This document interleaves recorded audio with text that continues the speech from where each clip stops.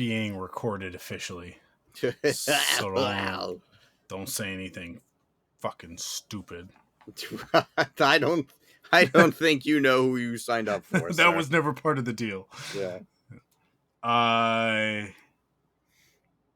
I've been drawing and coloring neon cats all day. How about you? Oh, that's cool. I have not been. No. I've been not doing that. That does sound fun, though. It's better than most things. Yeah. It's better than most things. I don't know. am hard pressed to disagree on that one. Yeah, they look great. Very, very fun. Yeah.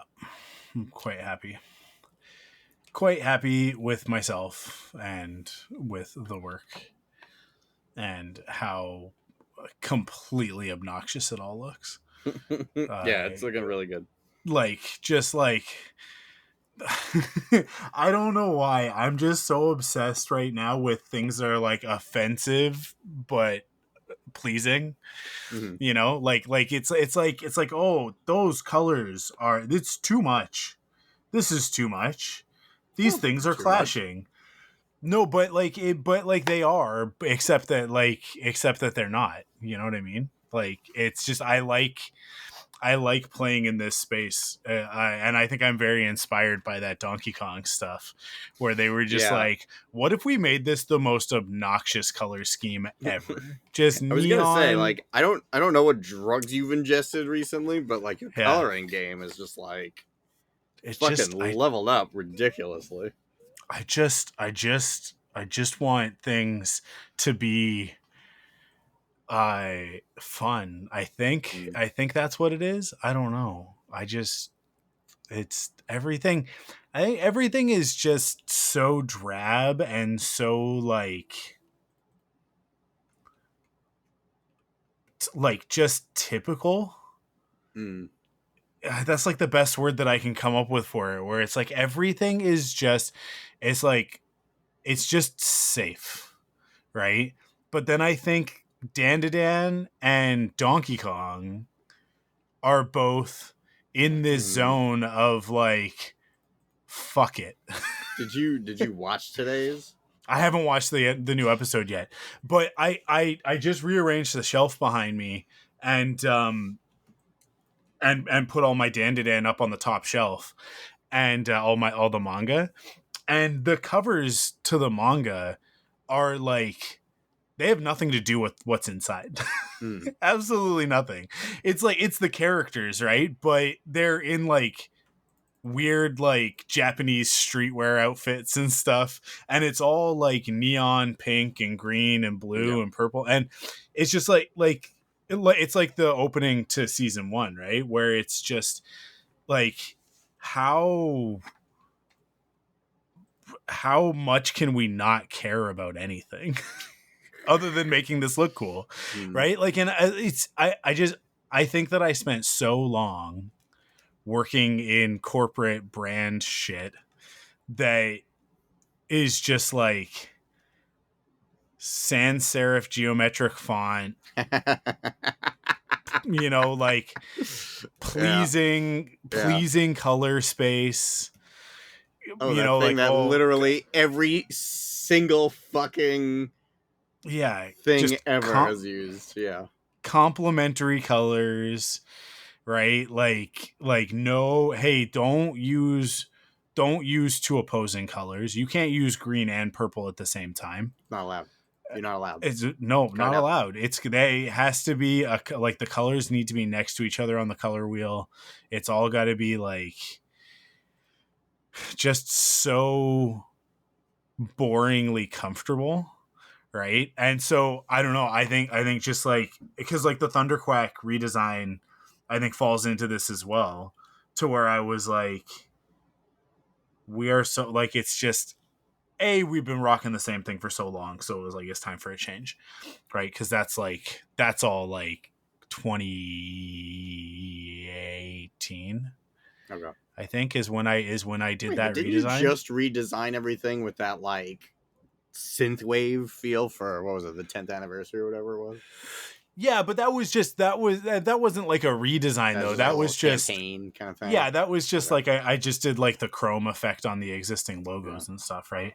Which was fun. I liked doing that, but it was just I just wanted to get away from what we've been doing. Mm. Um, and then like the best thing that came out of that was when I did the Patreon early access version of the like the album art, where now it's like the CD case. It's like, yeah, we're old millennial people, and so I'm gonna make funny references to things that young people don't understand. What is this plastic square that you've presented in front of me? Well, that's how we used to listen to music, dummies, I before don't you care could for it. just stream it off the internet. So yeah, I don't know, I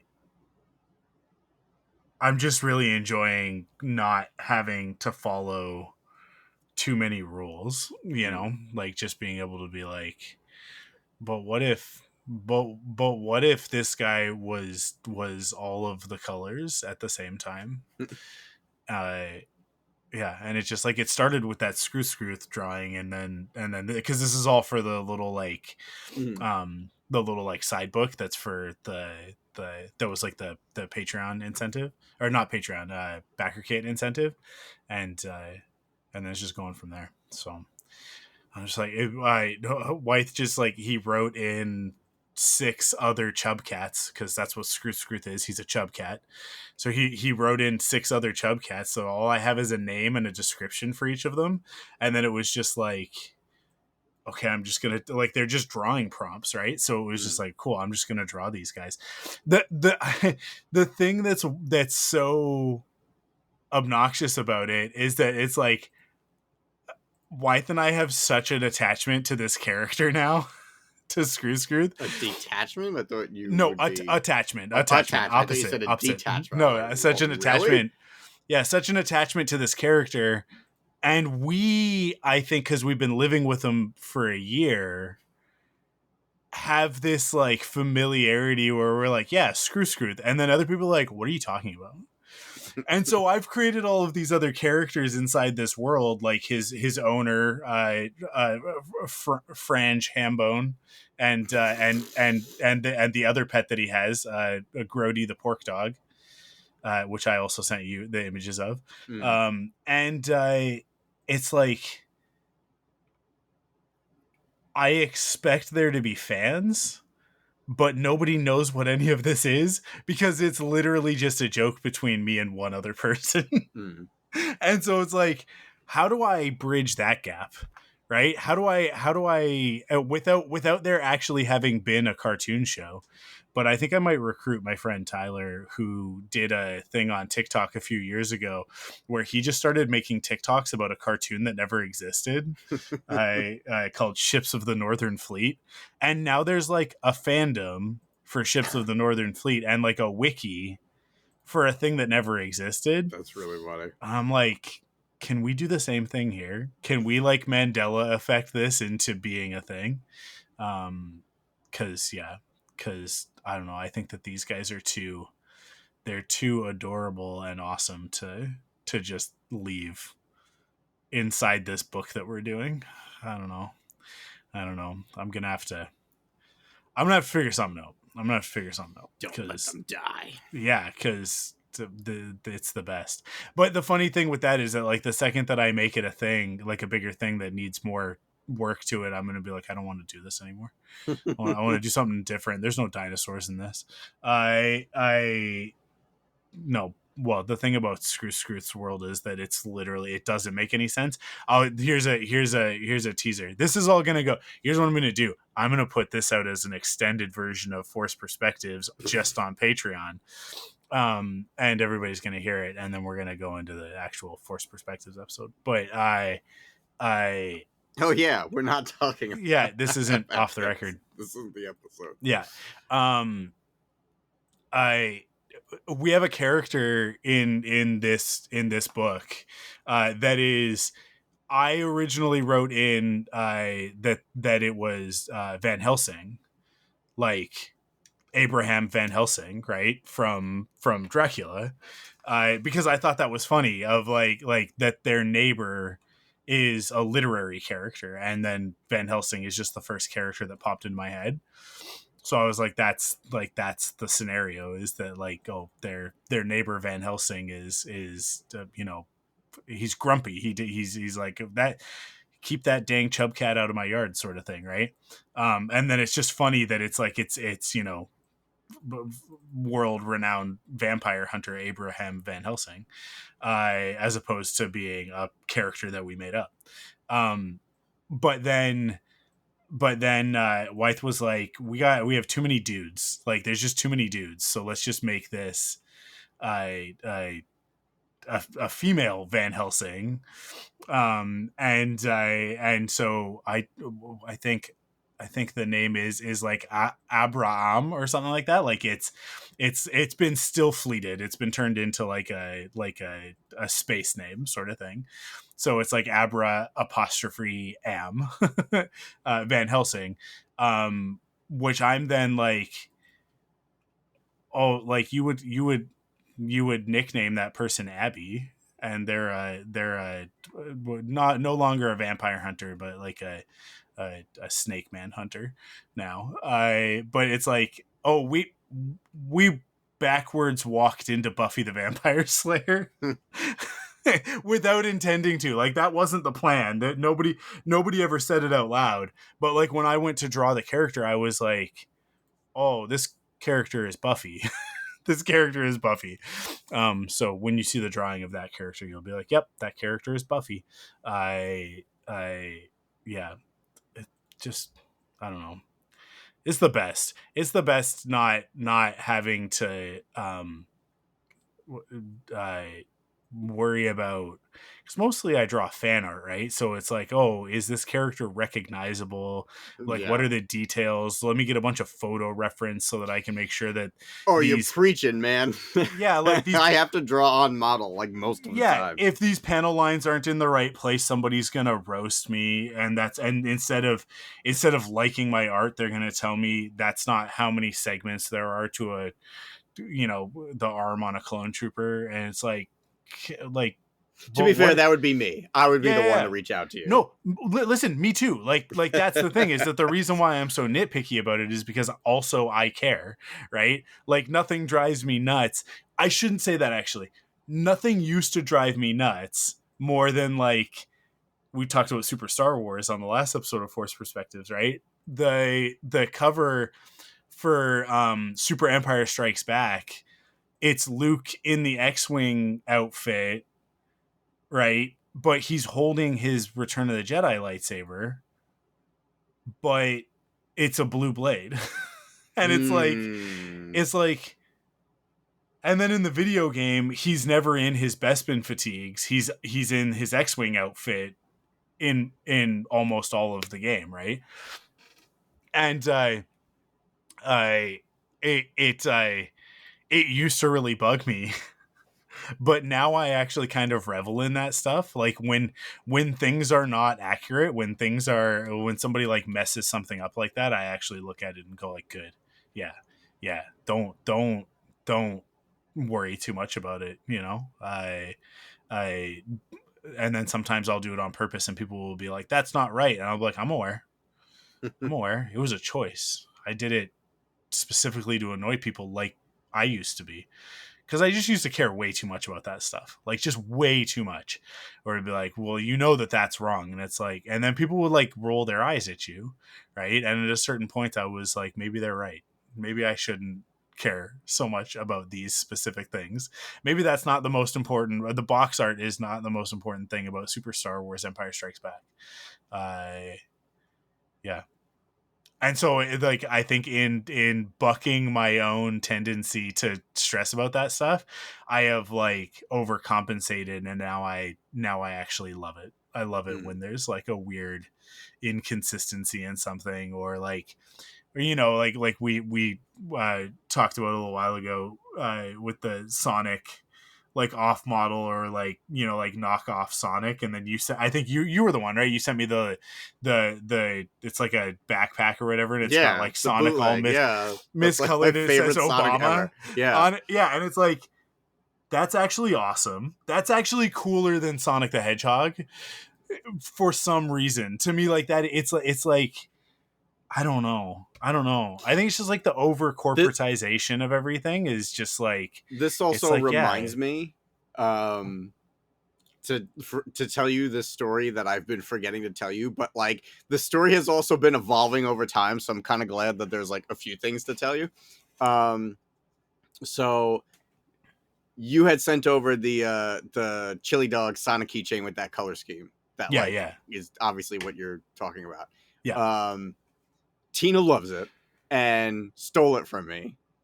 And when I say stole it from me, I mean I had it, and she was like, "Can I please have this? I love this." And I was like, Yeah, yeah, "Yeah, yeah. sure, no problem." And because she's my fiance, I do everything I can to make her happy. So she has this on her like little mini bag wallet. It's like a kind of like a fanny pack that goes like across your chest. Yeah. And she just like wears it all the time. So her younger sister saw it and was like, "What is that?" And Tina, Joe's friend Mike made it and said it to her. She's like, "That's really weird." And like she's, I don't know, 14, 15 years old. Yeah.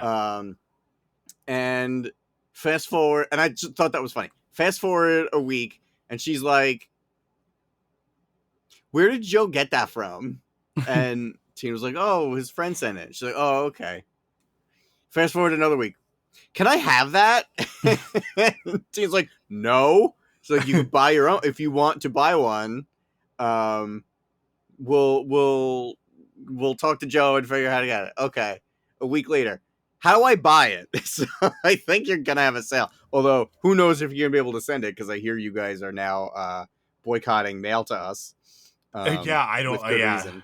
Yeah. So we'll figure that out. But Yeah, I shipping things across the border is tough, yeah, but I thought yeah. you would be very happy to know that someone who was too cool for school teenager Yeah. slowly was like, "I need this. I want to pay." And she's the type of kid who like never spends her money on anything.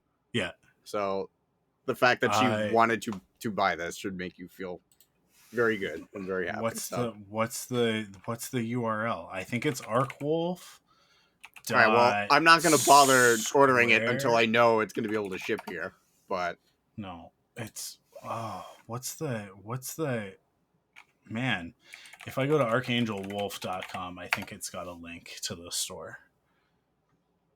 Do I have a link to the store? Visit my shop. Yeah, arcwolf.square.site. That's what it is. That's what it is. And then I'm gonna send you the link directly to okay, the keychain. okay, I might just buy it now, and then if tariffs get lifted, just send it whenever.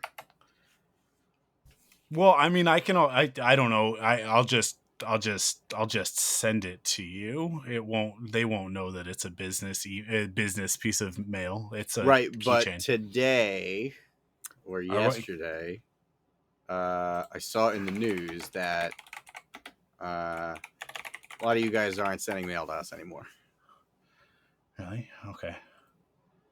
and Canada's on the list. Let's see what Canada Post has to say about this. About the U.S. de minimis suspension effective August 29th, 2025. So this is starting tomorrow. The United States has suspended its duty-free de minimis threshold of US $800 for all countries, including Canada. All postal shipments to the US will require prepaid duties before your package crosses the border, regardless of their value or country of origin. So yeah, the changes apply to all shipments by a business from Canada, whether it is sent via Canada Post, through the postal channel, another courier or freight company, or through the commercial channel. But this is just applying to business stuff. Well, This this is thing that just I'm business seeing stuff. says 25 countries suspend postal services to U.S. over tariffs, and Yeah. Canada is one of those countries. This was 14 hours ago. ctvnews.ca.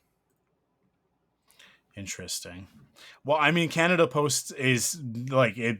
According to this, I can ship you something. I just Mm. have to pay the duties in advance. Okay. Which the duties on a $15 Canadian item are gonna be like $2. Okay. It's All right. not. It's not. It's not a big deal. Mm. Um, All yeah. right. I'm gonna order. I'm gonna pick this up for Cool. before it gets too late.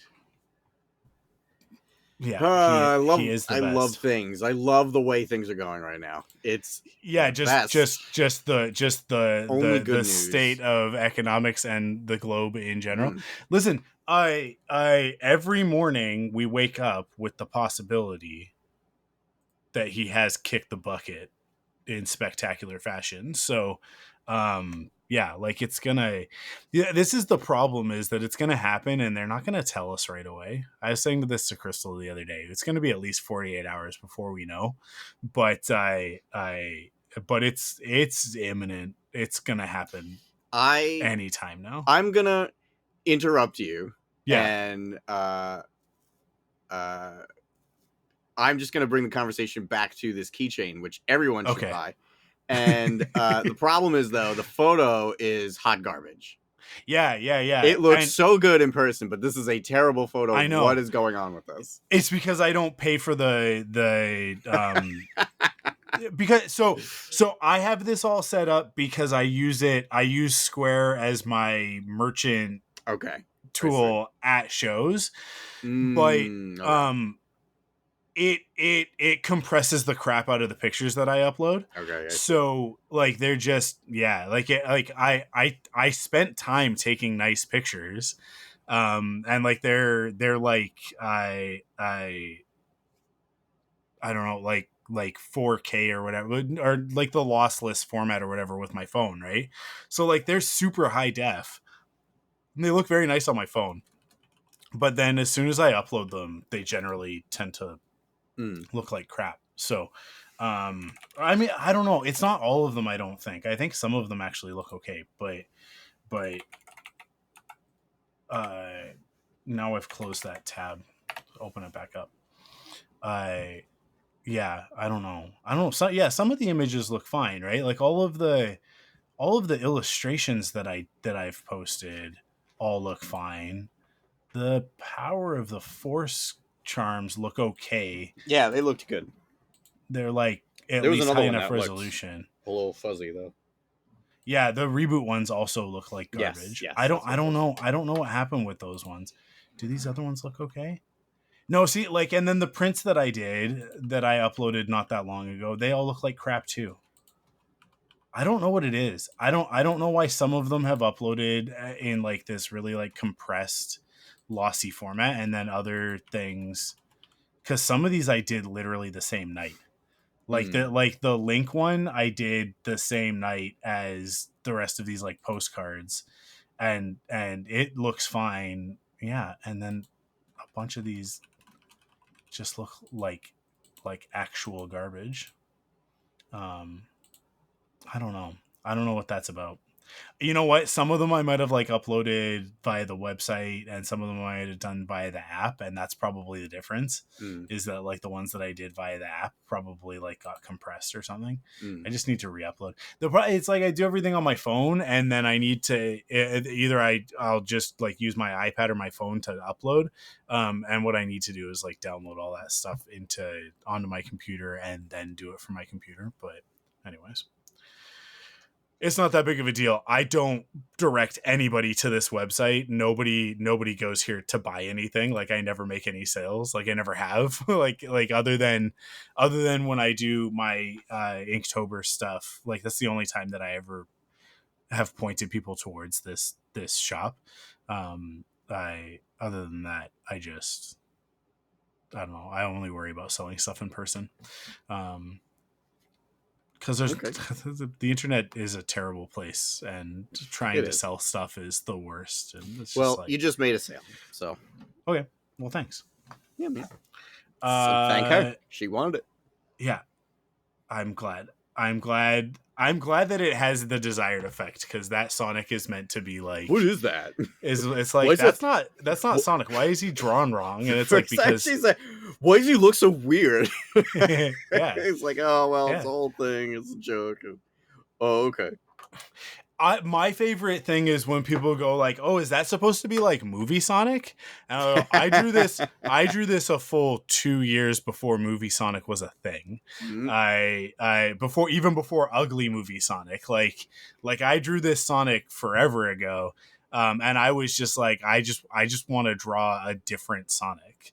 mm. And there's a whole set to it, right? Because there's also a Bob Hoskins Right, Mario, yeah. Link with he's got like the milk mustache, and then a Mega Man that's also off model. Like all four of them are off model, Wait, and what? I they're didn't in, see those. yeah, they're intentionally off model. They're not keychains though. They're Oh, art okay. prints.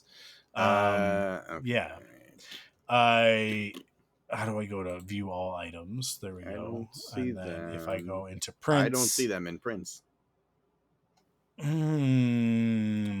miscellaneous prints, 5x7 prints. Are they not? Do I not have them in the system? I don't think you do. I swear that they're There's in Bob because I. Hoskins with No, yeah, here they Luigi are. Here they and are. Here they are. I'm sending you the link. oh, thanks, man. I see the World Between Worlds link. Yeah, but I don't see this. this one's a an off model.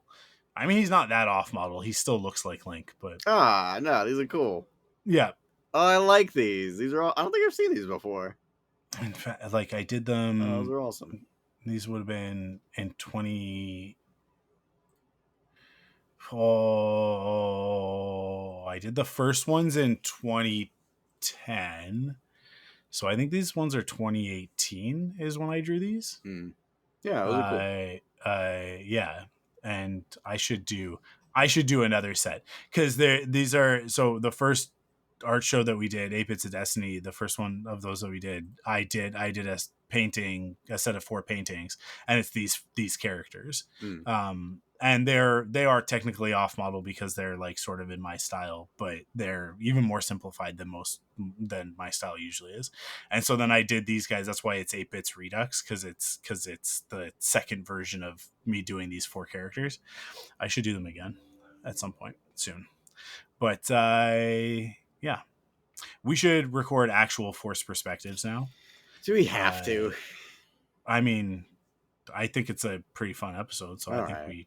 I think we guess. can and we should. Fine. Because One. it's the plan. One. Yeah, no, cool. I'm done.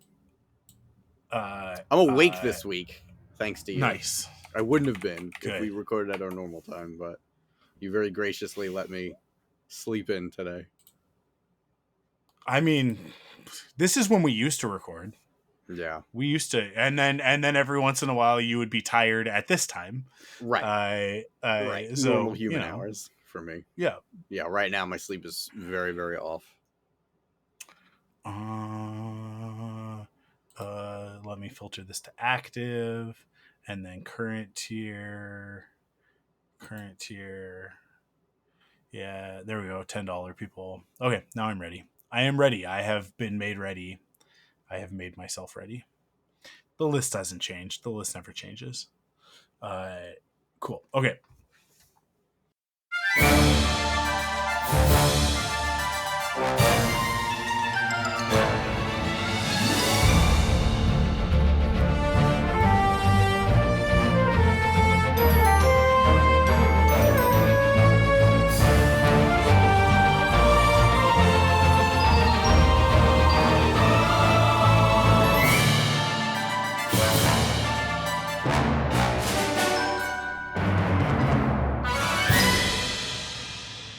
Hello there, and welcome back to Force Perspectives. I am your host, Michael Cohen, and joining me, as always, the inscrutable Joe Hogan. Inscrutable. Oh, I like inscrutable, it. Yeah.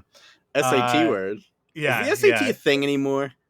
Listen. Well, you don't know. You guys don't have the SATs. We have the SAT. Well, we had the SATs, I think. Let's see. I don't I don't know if we actually. I think we do Oh, have the we SATs up really? here because a lot of Canadians go to the States for school, right? So, Sure.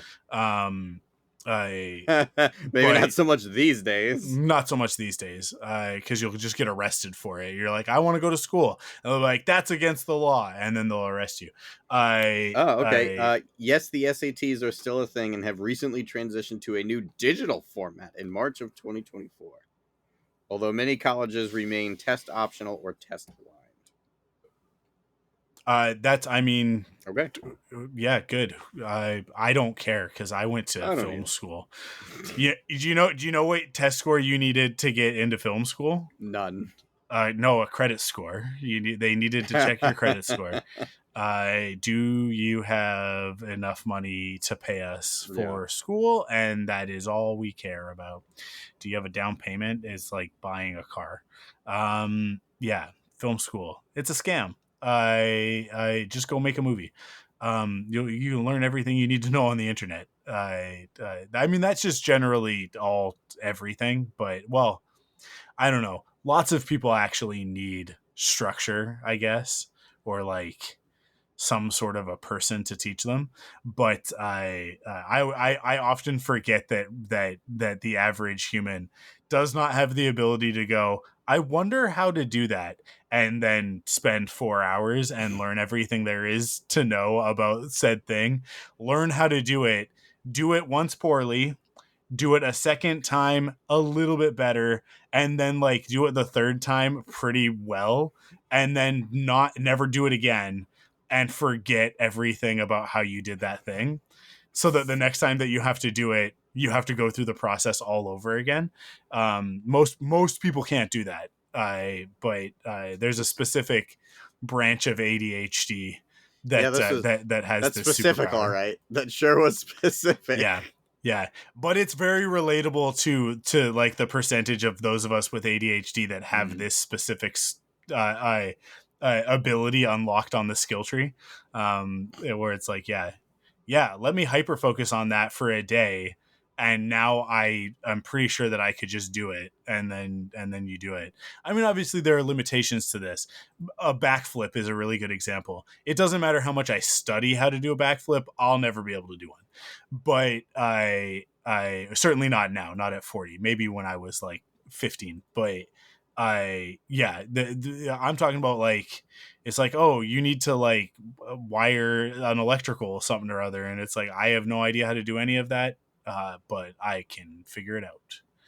um my problem these days is stopping myself from going down those rabbit holes. Being like, actually, you could probably just pay somebody to do this, and save yourself a lot of time. But that's not what we're here to That's talk about, appealing. Joe.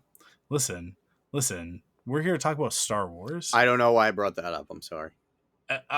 I know why you did, and it's because we are just rambling about nonsense. That's how we warmed up, and so now it's impossible to stop. Yeah. But you're in luck Hmm. because this episode of Forced Perspectives, which is a podcast that is usually specifically about Star Wars, is the tangent episode where we're going to talk about things that are absolutely 100% Star Wars but are not Star Wars at all. That's the prompt on this episode. So we're going to go off on a totally random set of tangents, but it is all in some way related back to Star Wars, but but not directly. So we're talking about the stuff that we love that is very clearly inspired by or like in the mold of Star Wars, but that isn't a Star Wars property, right? Mm. I Do you want to go first with one? I'm gonna let you launch into How it. many do you have? Why don't we do that? Because I have three. I have three as well. Okay, so it Yeah, doesn't matter who goes first. Okay. yeah. Um, so I have two films and a video game series. Hmm. Um, all three of them kind of share that they're just by definition fun adventures, good versus evil, very black and white spelled out kind of things. But the Yeah. two films, um, I mean, the game too also has, kind of ragtag heroes who have no business being together but are, and it works. Um, but the two films have a very like Star Wars feel good ending where like, okay, all the knots are tied neatly in a very like, well, this was your adventure of the week, and on to the next one. But I'll start with the video game first. The video game series that I want to talk about is Mass Effect. Have you ever played Mass Effect? That I series?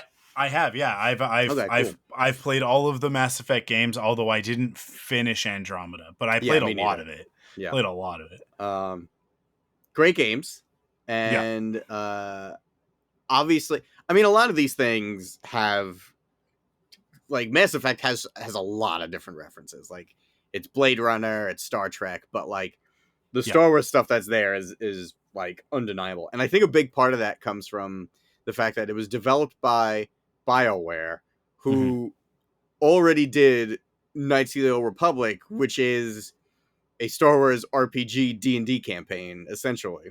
Yeah. Um, so they did that series and then went on to like make their own. But like so much stuff carries over from Mass Effect that was already um, kind of in the back of their heads from Kotor, and there's stuff like you know loyalty missions and Paragon, Renegade, light side, dark side stuff. But that's just like specifically the mechanics from Kotor. Star Wars itself, though, it's very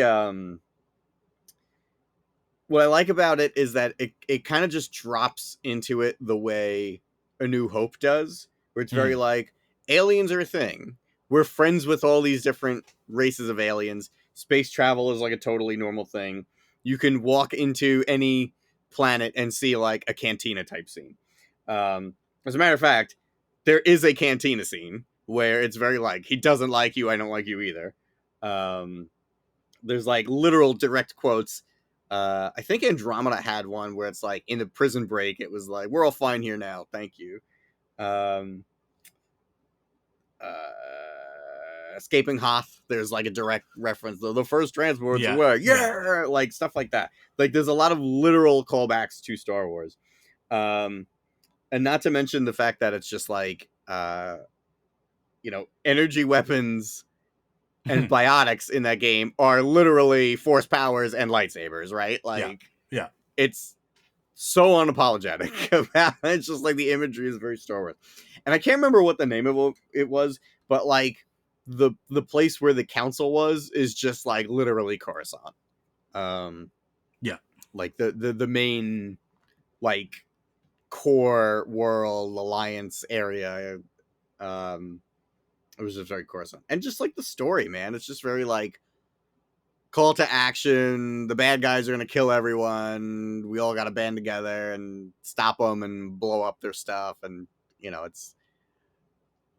it's just Star Wars, right? Like there's a million things that just remind you of Star Wars in that series. So Yeah. Yeah, Mass Effect is very Star Wars coded. I but then it is I think that Mass Effect is very much the perfect marriage of Star Wars and Star Trek.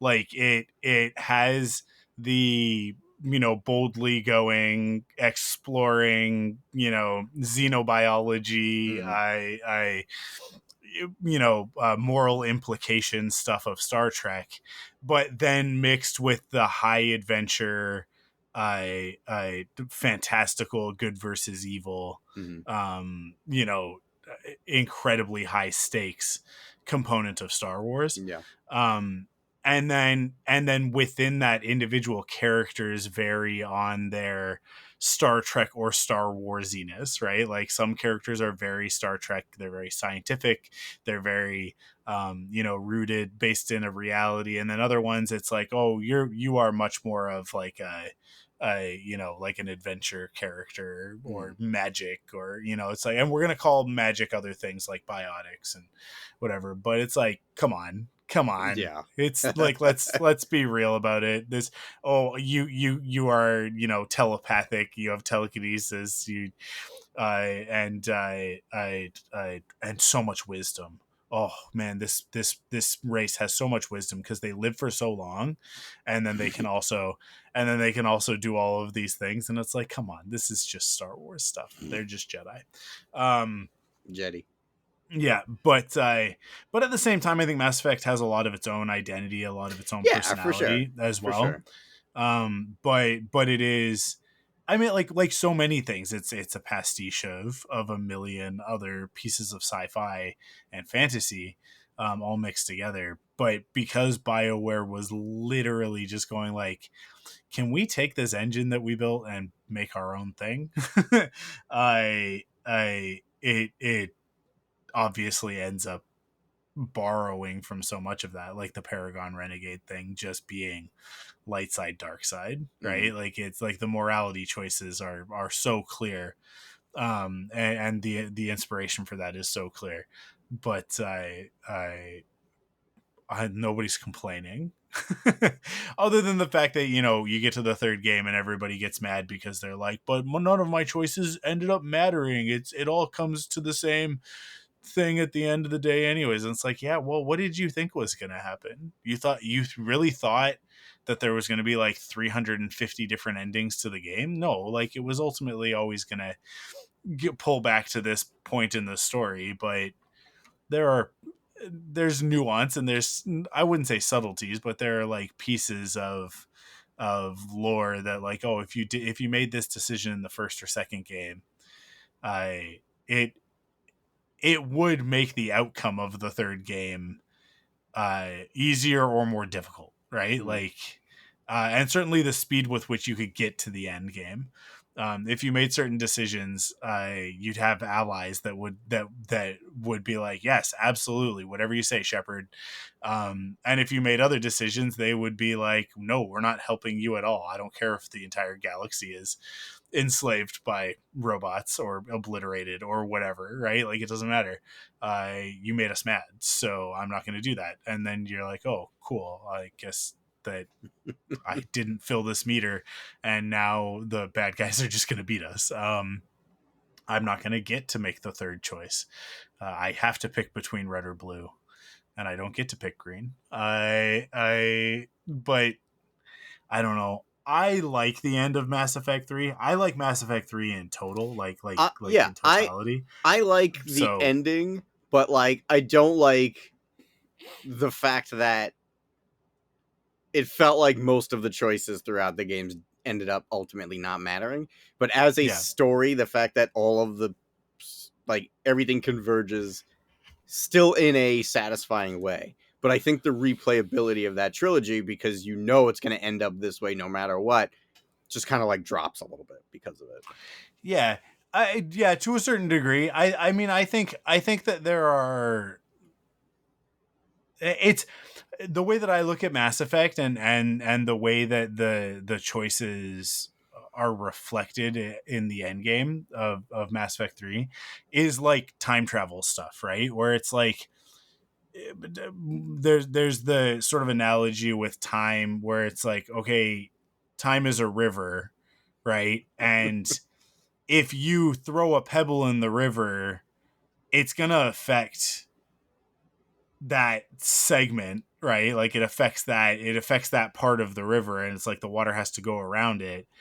But further downstream, everything returns back to the way that it was gonna be to begin with, right? Mm. Like, and like some molecules of water might be displaced and they might be in different spots, but ultimately the flow of the river remains essentially the same, right?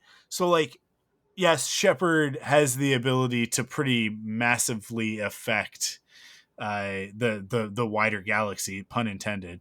But but it, at the end of the day, you are one man or woman, Mm. you know, and so the you are limited to the effect that one person can have on the outcome of the time stream, right?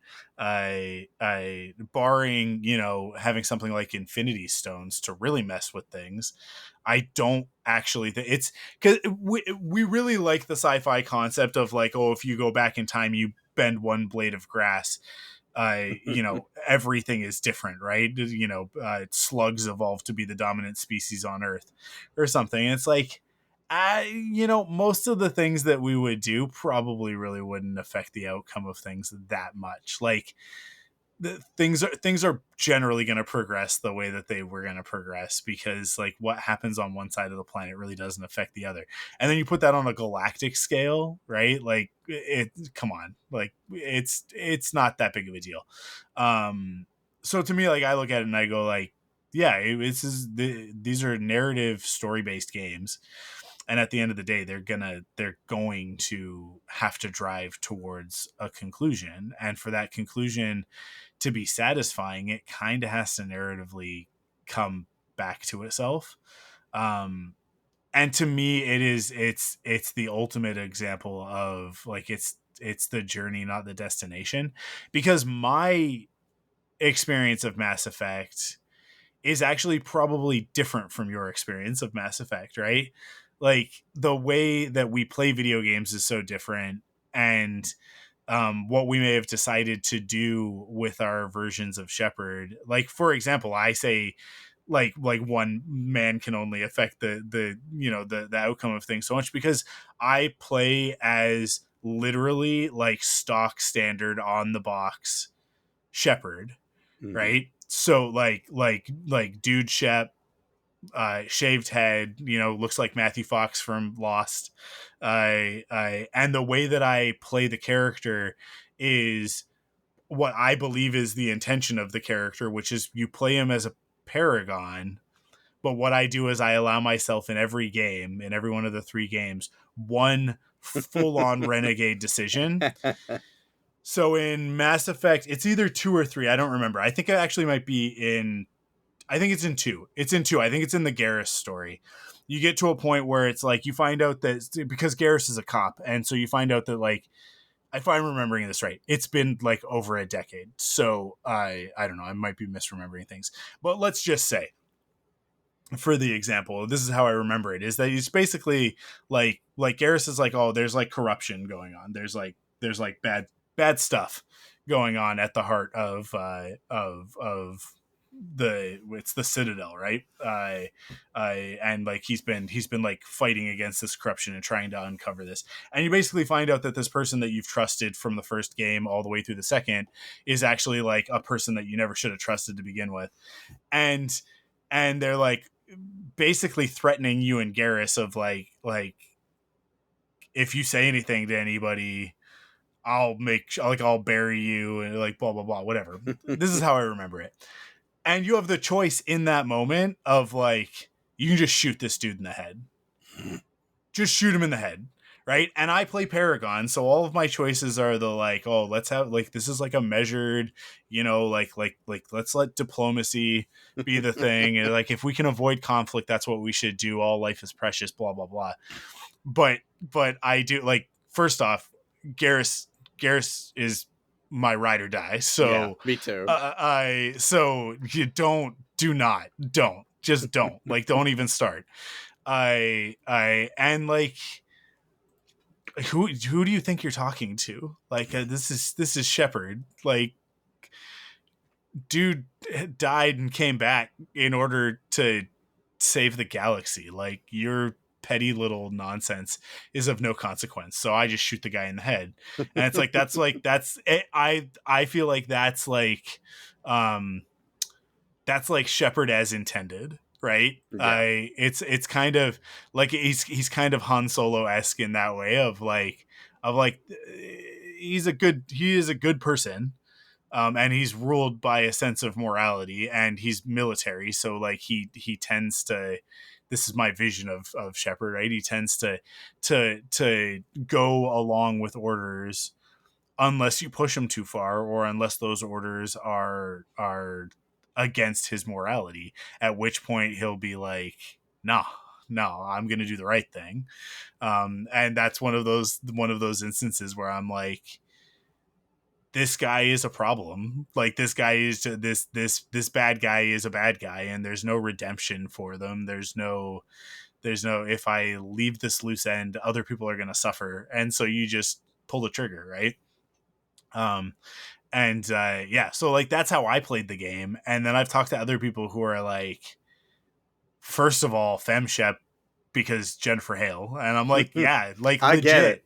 I get it. legit. I just didn't start my first playthrough that way, Yeah. and so then like I was committed.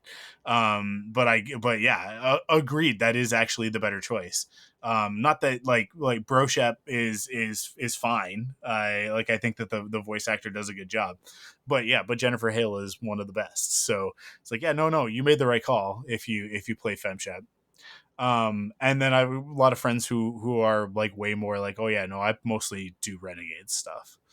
Yeah, mostly renegade choices. And it's like, yeah, we have very different experiences of the game, right? So you get to the end, and I don't know, it's like you're given the choices of the destroy the, what are the bad guys called? What's it? It's called, isn't it? It's The called Sovereign, Reapers? isn't it? The one that, like, Sovereign is the one that you're fighting. Right. The The big Reavers one, or right? Reapers Yeah, or yeah, Reapers. yeah.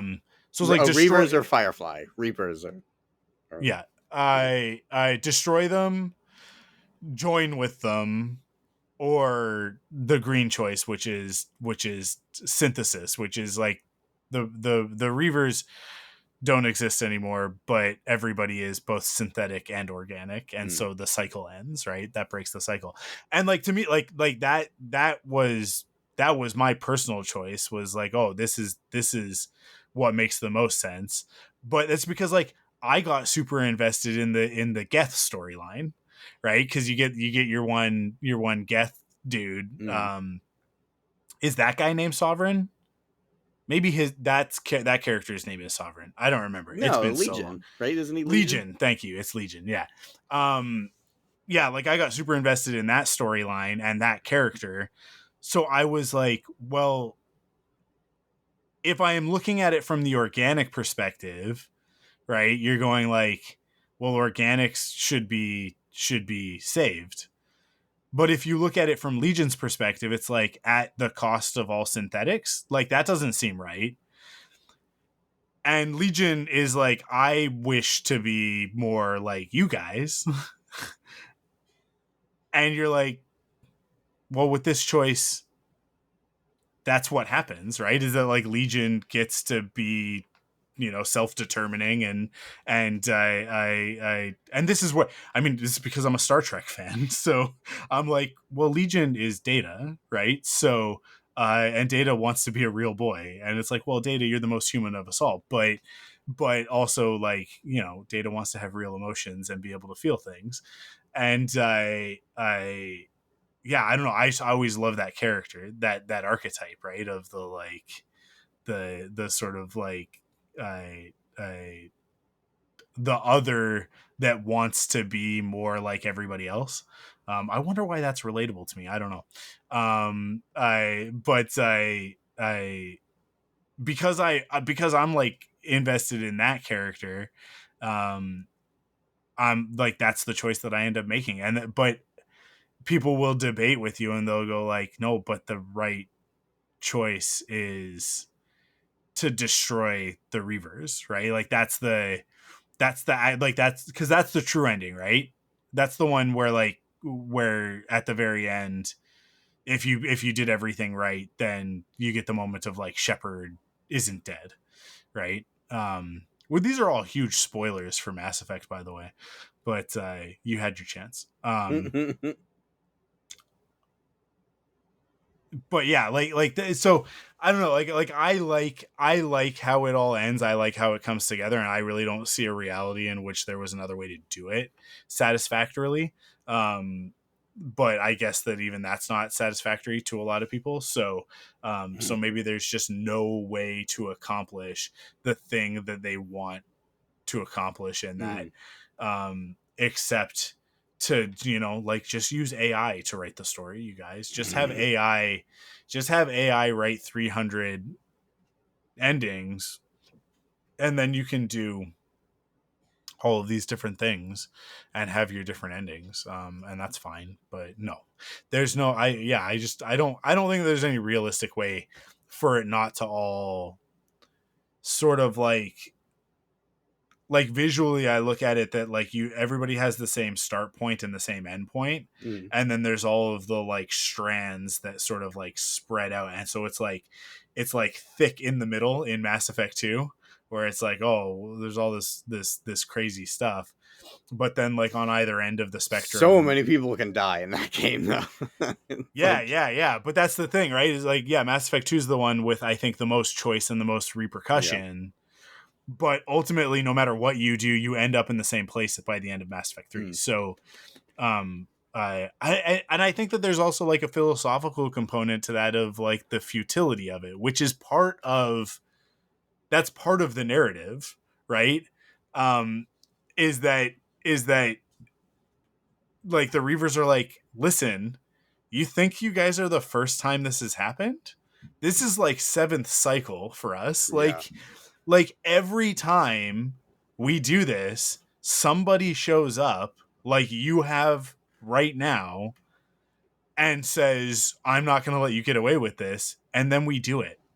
So like, what are you talking about? Right? Like your perspective, this is an ant trying to tell a person about fate, right? And it's like you can't possibly comprehend it. You don't have the perspective of an entire galaxy over like eons.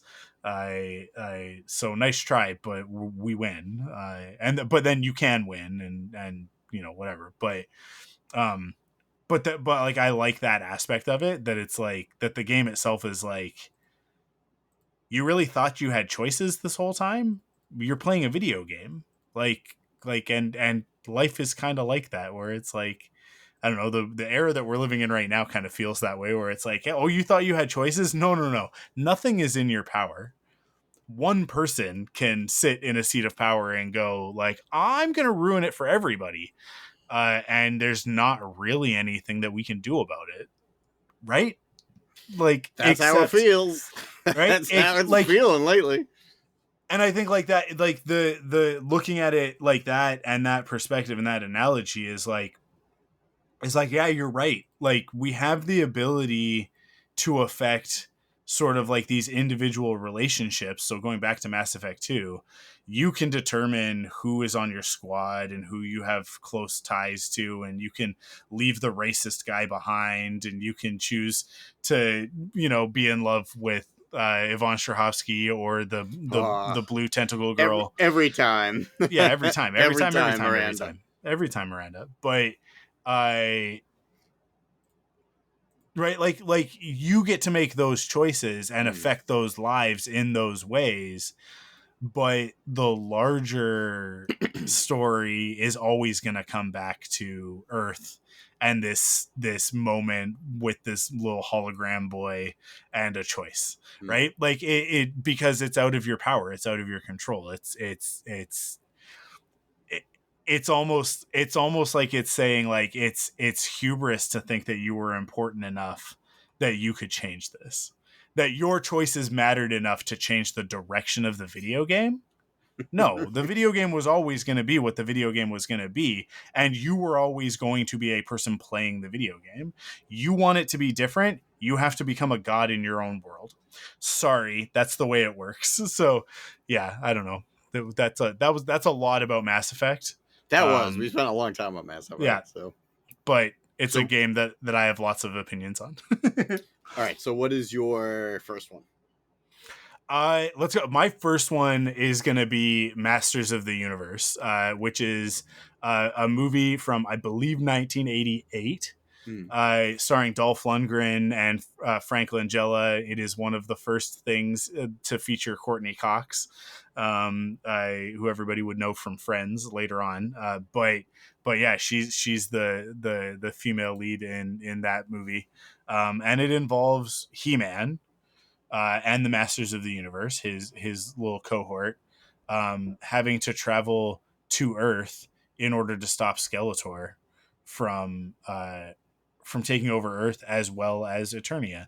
And I was a huge He-Man fan as a kid. I am a huge He-Man fan today. I love like like standard canon He-Man lore, but Masters of the Universe holds a special place in my heart because like I was a small impressionable child, and for my imagination this was a thing that just like it just hit all the buttons, right? You've got sci-fi tech, right? Dudes flying around basically on hoverboards. You got fantasy stuff. You know, He-Man's got the power sword. He never transforms in the movie. He just is He-Man the whole time. He never turns back into Prince Adam. But that doesn't matter. Skeletor is Skeletor. It's legit terrifying for a small child at times, but then also like full of humor. And listen, mileage is going to vary depending on how old you were when you first watched this movie, whether or not you think that the jokes land. Um, but because I was the age that I was when I experienced Masters of the Universe for the first time, and being a He-Man fan, the canon aspects of it did not matter to me. The fact that we were on Earth, fine, whatever, right? Like, I budget constraints, none of it mattered. But the reason why I'm bringing it into this is because He-Man is a thing that exists in its own space and it has its own influences. Star Wars is certainly in amongst them, but I wouldn't say direct, right? Like He-Man is much more inspired by by Conan the Barbarian, by that Wow, I stuff. thought you were gonna say Conan O'Brien at first. I was like, No, what? no, yeah, Conan the Barbarian. I very much like the Frazetta, I sort of iconography of Conan. I and then a pretty good dash of Flash Gordon thrown in there as well, which is one of the reasons why I think it automatically lends itself to Star Wars comparison, because they share that similar genealogy. All three of which, He-Man, Star Wars, and Flash Gordon, go back to the root, which is the Barsoom series by Edgar Rice Burroughs, right? John Carter. Um, John Carter of Mars. A Princess of Mars is the first book, but I believe it was originally published as Under the Moons of Mars. It's had a billion different names, but we generally just refer to it as the Barsoom series. I and that's like the common ancestor of almost every piece of sci-fi fantasy Hmm. that exists today, right? Whether people know it or not, it's like that's the root of the inspiration. It's one of the very first stories to kind of do the things that a lot of sci-fi and fantasy do. One of the very first isekai stories, by the way, for anime fans, I because it is like it's very literally about John Carter being transported to another world where he has superpowers. Um, but I He-Man always had a little bit more of the like the Conan stuff going on in it, right? It was more of the sword and sorcery, and then the technology and the sci-fi was just kind of like peppered in. And the hero's journey aspects of it are almost non-existent in the original piece of media, because it's just a Saturday morning cartoon to sell toys, right? So Hmm. there's a hero's journey implies some sort of growth with the character, whereas like He-Man, he starts and he's already got the power sword, and he literally has to do nothing in order to achieve it. Like he just holds it aloft and says, I have the power, and then he does, he has the power. Yeah, you just had to explain it first. Yeah, I there's no he doesn't have to go train with Yoda or go through any trials or sacrifice in order to gain it. So it's really not a hero's journey, it's just heroics. But when they went to make the movie, they first of all, they got it made by saying this will be the next Star Wars. Like literally, they were like, "This is going to be the next Star Wars." It was made by a company called Canon Films, and if anybody knows anything about Canon Films, that's what they were chasing. They wanted to be the next Lucasfilm. Like they thought that everything that they made, they thought was going to be the next Star Wars. But then they never put the budget or attention into anything in order for it to achieve that. So you end up with all these weird things that Canon Films makes. With Masters of the Universe, I think being one of the things that really like stands out in their oeuvre. But in the effort to make it more Star Wars, it is much more sci-fi than the He-Man cartoon series was. Um, and and there's so much more of the like, here's some weird creatures, and Skeletor has stormtroopers, which he doesn't have in the cartoon show, right? In the cartoon show, all of his henchmen are very unique, because the point was, we got to sell all these action figures. Uh why would you make all of his bad guys the same dude? Then I only need to buy one stormtrooper action figure, right? Now that's not how people buy stormtroopers these days, but you have to think about how they were trying to sell toys back then, right? So everybody is unique. You've got Beastman and Trapjaw, and like whatever. Like there's a million of them, and they're all completely different, right? But we're making a movie, and we can't afford to put all of Skeletor's minions into this movie, so we're gonna pick like three of them. And we're going to do a couple of them really, really poorly, and you won't even really be able to recognize them as the characters that they're supposed to be kind of sideways inspired by.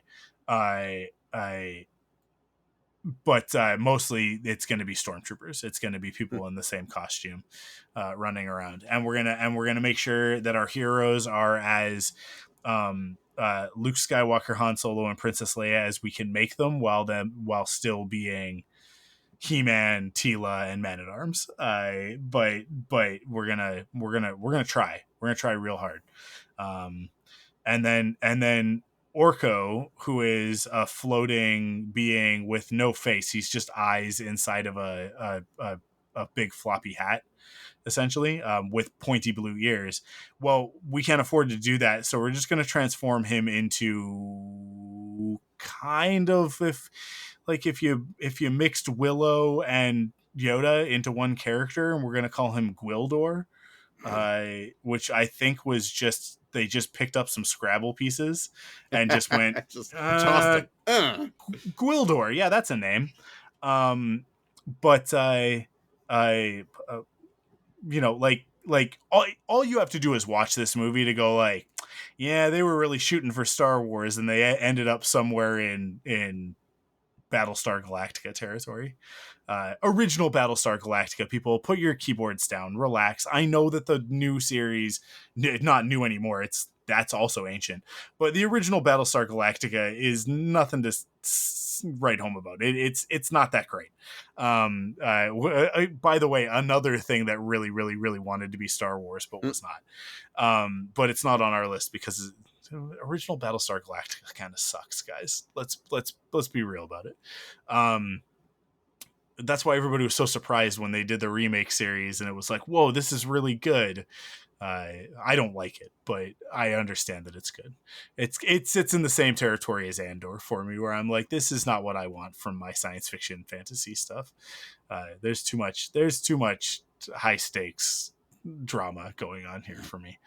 I but yeah, all you got to do is watch Masters of the Universe to be like, this is a Star Wars. They tried to make He-Man Star Wars instead of making He-Man He-Man, and in the process made something that is neither thing, and made everybody mad except for the 5 and 6 year olds who were like, I don't know what you're talking about. This is rad as hell. I love it.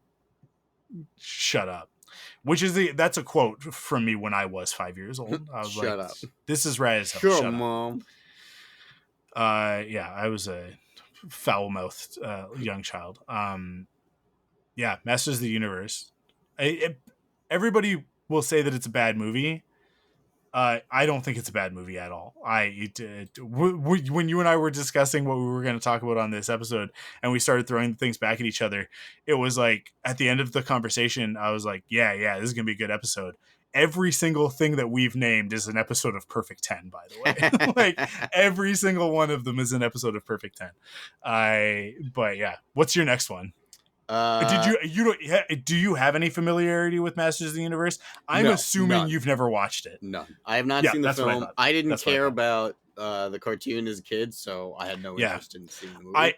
and you know what? I only did because I had an older brother for whom it was like everything, right? Like I my oldest brother, this is one of like the few geeky things that we shared.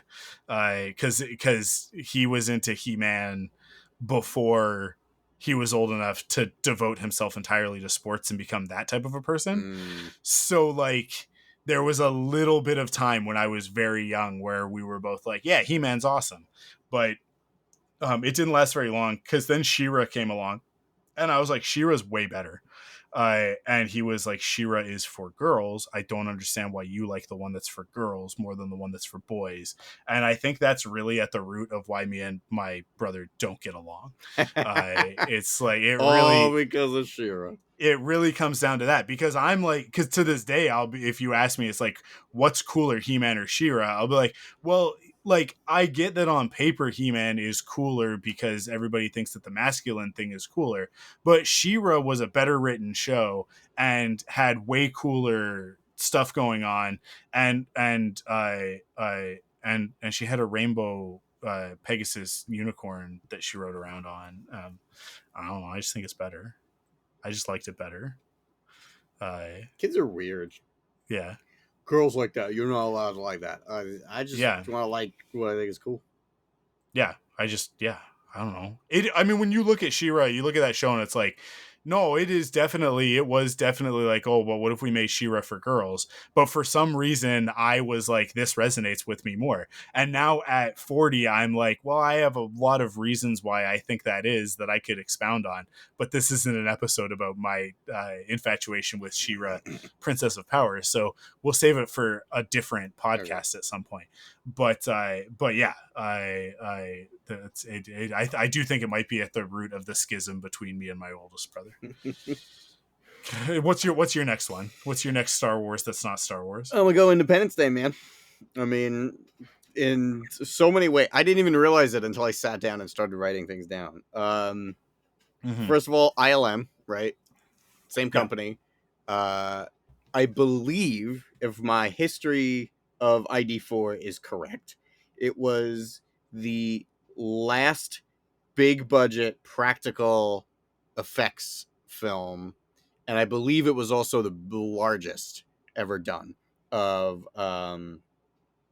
special effects practical model building and blowing up the White House and all of that stuff. Just pure special effects filmmaking. ILM guys, right off the bat, it's like, okay, so the process is already very Star Wars. Like, if Star Wars didn't exist, ILM wouldn't exist, this movie would not exist. So there's that. Mm-hmm. Uh, Forget about the direct quotes from the first Death Star battle with like, "There's so many. Look at the size of that thing." Holy God! Instead of they see the size of the ship and Harry Connick Jr., aka Biggs, has his look at the size of that thing moment. The tractor beam at the end of the film pulls in the ship to the giant space station that destroys planets. Like, okay, that's pretty on the nose. Or heroes are incognito on the spaceship instead of just fighting. They're sneaking in as one of them. Okay, very Star Wars. Star Wars is part of Star Wars is based off of those old World War II bomber dogfight battles. Obviously, there's a ton of that in this movie. Even like the briefing scene at the end of Independence Day is very like, here's how we destroy the giant planet killing spaceship. Like, it's just like there's so many. Every scene has something that feels like so Star Wars. Maybe not the strip club scene. Oh, Jabba's palace. You know, Yeah, um, yeah. Jabba's palace. Yeah, I mean, like the problem is that Star Wars contains everything, right? Right. So Yeah. yeah, what isn't Star Wars? Mm, Especially now in 2025, like what isn't Star yeah. Wars? We've gotten everything within Star Wars at this point. It's very difficult to to go like, oh, what if we did this but in Star Wars? No, it's already been done. Yeah, Yeah. yeah. Independence Day has so many of the vibes from Star Wars for sure. Like but it's I mean, like there is very classic hero's journey type stuff in there, Mm. right? So, yeah, you're gonna get a lot of that, and yeah, yeah, just it's the way that I Top Gun Maverick is also Top Gun Maverick is straight up just a Star Wars movie. Like it's like, hey, what if we just focused on the Death Star trench run? Like, what if they had time to prep for the Death Star trench run, and then the whole movie was just about Luke and the other X-wing pilot. Like when they were like, "Oh, we're making a Rogue Squadron movie." It was like, "Why are you making Rogue Squadron? It already exists. It's called Top Gun Maverick. That's the movie."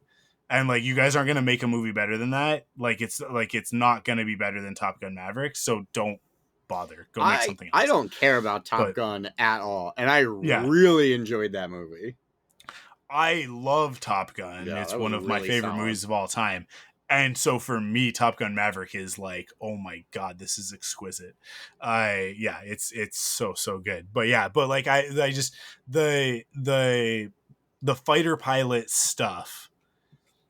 Just I think that with A New Hope in particular, George Lucas just nailed that. He Yeah. nailed the ace pilot concept, and in such a brief, because it's really not a lot of the movie, right? Like Mm. you go through basically the whole movie, and then it's just sort of the cherry on top of the sundae.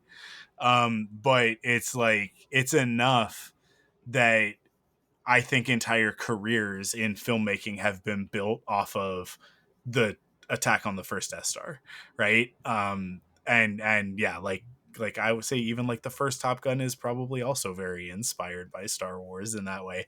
But there's so much of that in Independence Day where you're like, well, obviously. I mean, like down to the fact that the fighters, the alien fighters in Independence Day are little Millennium Falcons. Yeah. Like, don't tell me that they're not. Don't tell me that they're not. They're shaped like the Millennium Falcon. They're saucer shaped with the mandibles on the front, right? The spikes on the front. All they did was take the cockpit from the side and put it on the top. And it's not the cockpit, right? Like the ship itself on the inside is different, and it's not a freighter. It's a fighter or whatever. But like in terms of like silhouette, they literally just took the cockpit off the side and put it on the top as like basically like a fin on the top of it. And we're like, there, we did it. It's a different ship now, and it's like, but it's still the Millennium Falcon. Everybody knows it. Everybody looks at it and goes, "That's what you guys did." Um, but yeah, they're just like little crab Millennium Falcons, Mm. in my opinion. And That's what I see when I look at them. the little invader ships are little baby upside down star destroyers. The little troop Yeah, carrying ships at the end of the movie too. yeah, yeah, and the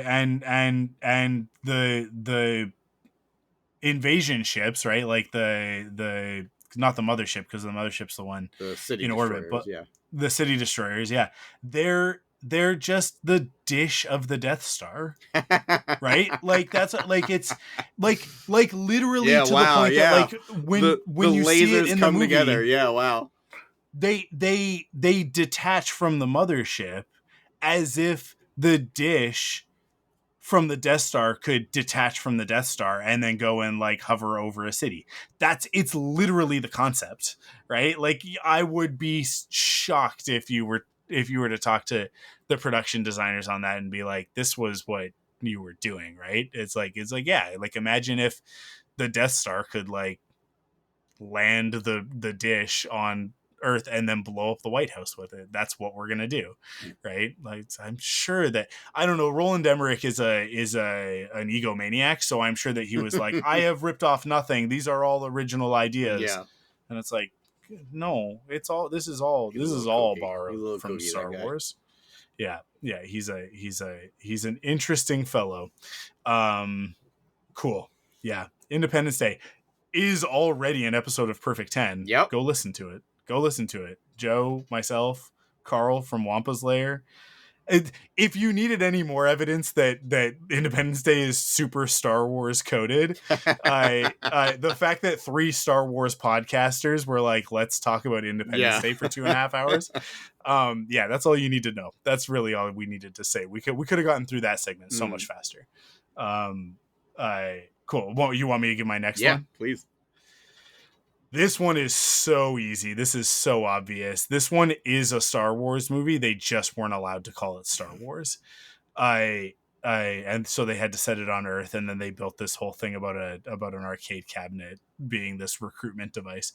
The Last Starfighter is first of all, The Last Starfighter is one of my top 3 movies of all time. Like it is in there with like Star Wars. It is it people can fight me on it if they want to. We haven't done the episode of Perfect 10 yet because I don't know who I would do this episode with other than Gary Whitta. Like, because Gary Whitta is like the biggest Last Starfighter fan ever, and wants to make the sequel so bad. And so it's an impossible thing for me to do because I know that would be the best version of the Perfect 10 Last Starfighter episode. So I just can't do it. Like unless I meet somebody who can match my freak when it comes to this movie, I which I have yet to do. I can't imagine anybody else that I would want to talk about The Last Starfighter with for 2 hours other than Gary Whitta. And I just haven't been able to make that happen yet. ... I don't give up hope. One day I will. It's actually not that far off for me because I have done a podcast with Greg Miller, and Greg Miller has had Gary Whitta on like basically as a regular part of Kind of Funny for years. So it's possible one day I'll be able to make that connection and get Gary Whitta on Perfect 10, but it hasn't happened yet. But there is like again perfect evidence of like the connection into Star Wars because Gary Whitta wrote Rogue One. But he's like, the movie that I would make if I could make anything is the sequel to Last Starfighter. Joe, have you seen The Last Starfighter? I have not. So The Last Starfighter is a movie where this young man he really should have left for college already. All of his friends have, so he's like 19, 20 years old. But he hasn't left because his family owns like a trailer park. Okay. And so he basically like helps his mom run this, and if he left town, then his mom would be all on her own with his younger brother.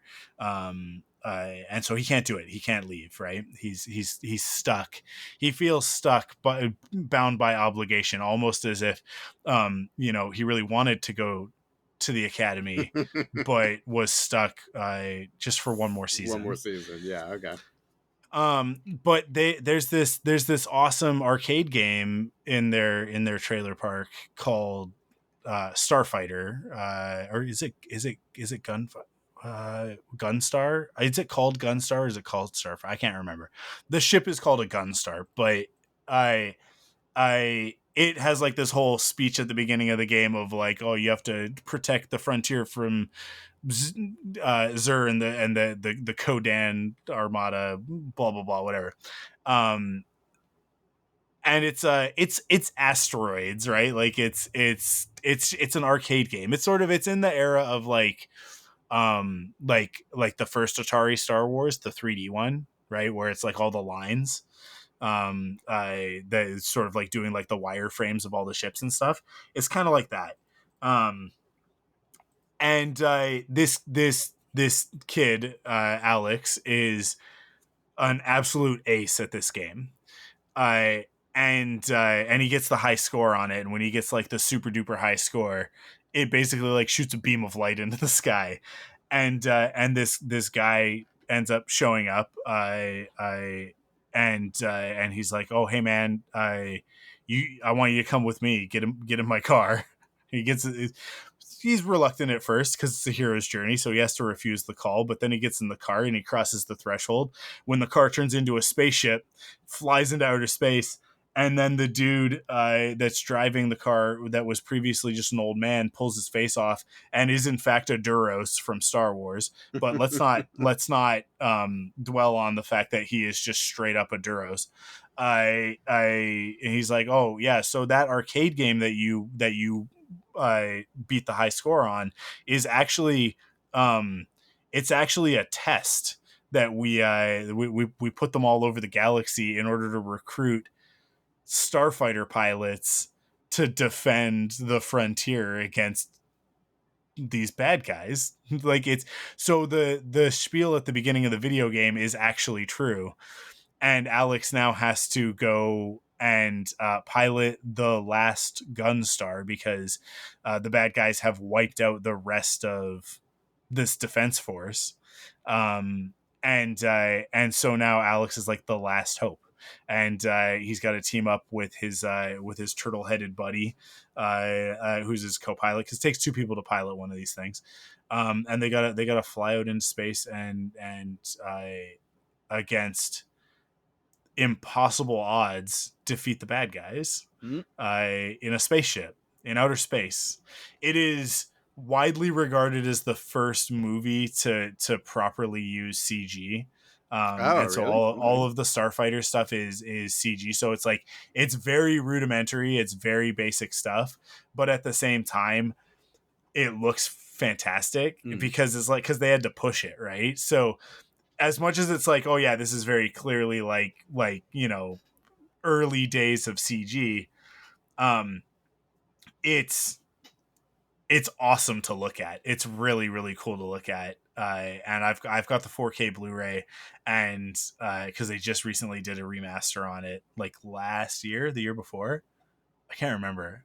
Time has no meaning anymore, but they just did this 4K remaster, and it looks phenomenal. It's like just it's so crystal clear because movies back then were just shot impeccably, just as like sort of a matter of like this is just the way that we do things. Especially if it was a sci-fi movie because you needed clean plates in order to do all the special effects.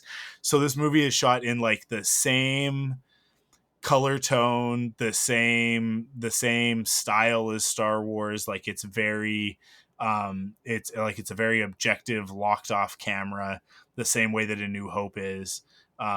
It shares so many similarities with A New Hope. Not just in terms of the story, which I think were very obvious as I recounted it. By the way, like they win, and then there's like a medal ceremony at the end, and like it's straight up Star Wars.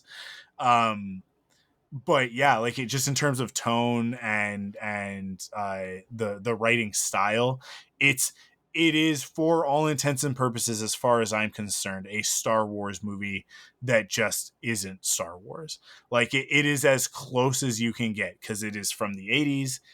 It pushes the boundaries of visual effects in really cool ways. It's full of a bunch of great practical effects with all of these aliens and stuff like that.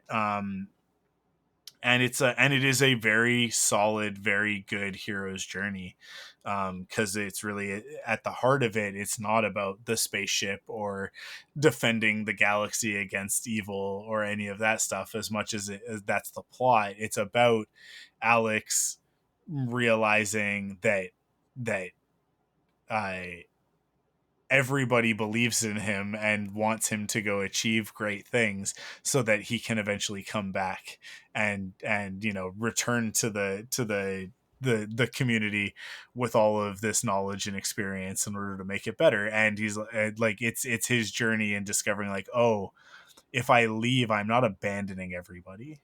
I'm just going to, you know, experience the wider world and then bring that experience back to everybody else.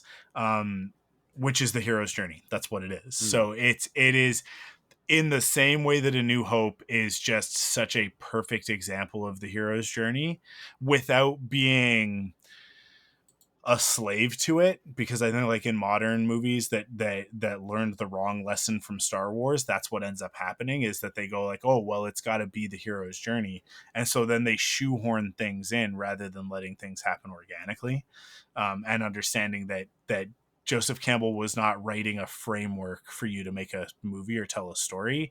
He was defining commonalities that we find across all of these different myths and legends and Mm. stories, right?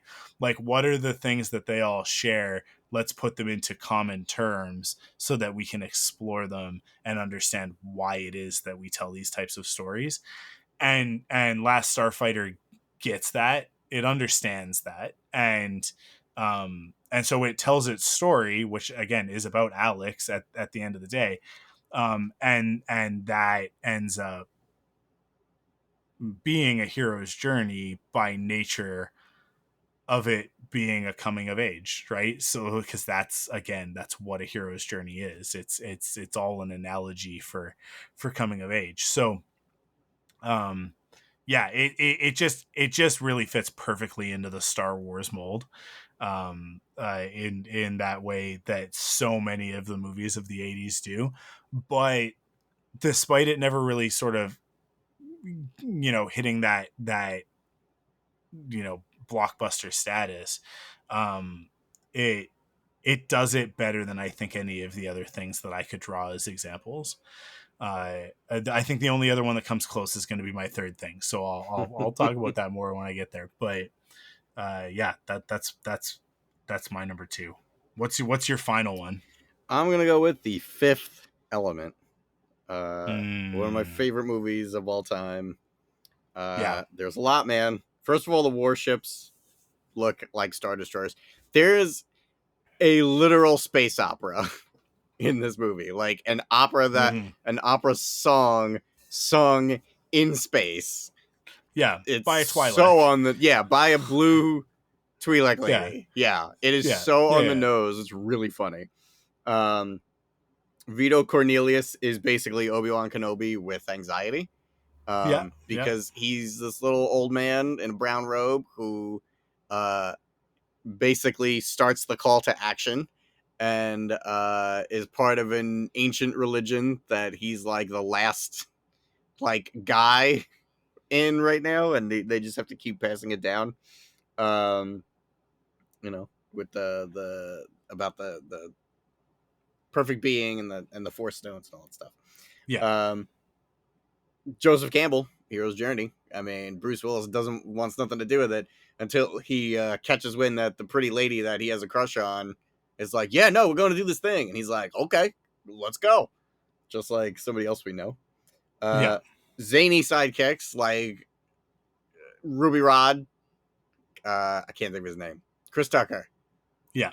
He is so he is a Star Wars character basically in this movie. Would you argue that he's a little guy? I think he's kind of a little guy. I Oh man, is Ruby Rod a little guy? Oh, whoo, I think he's a little guy. man. I feel like he's a little guy. He might be a bit of a little guy. He has some little guy tendencies, but I don't know if he is or not.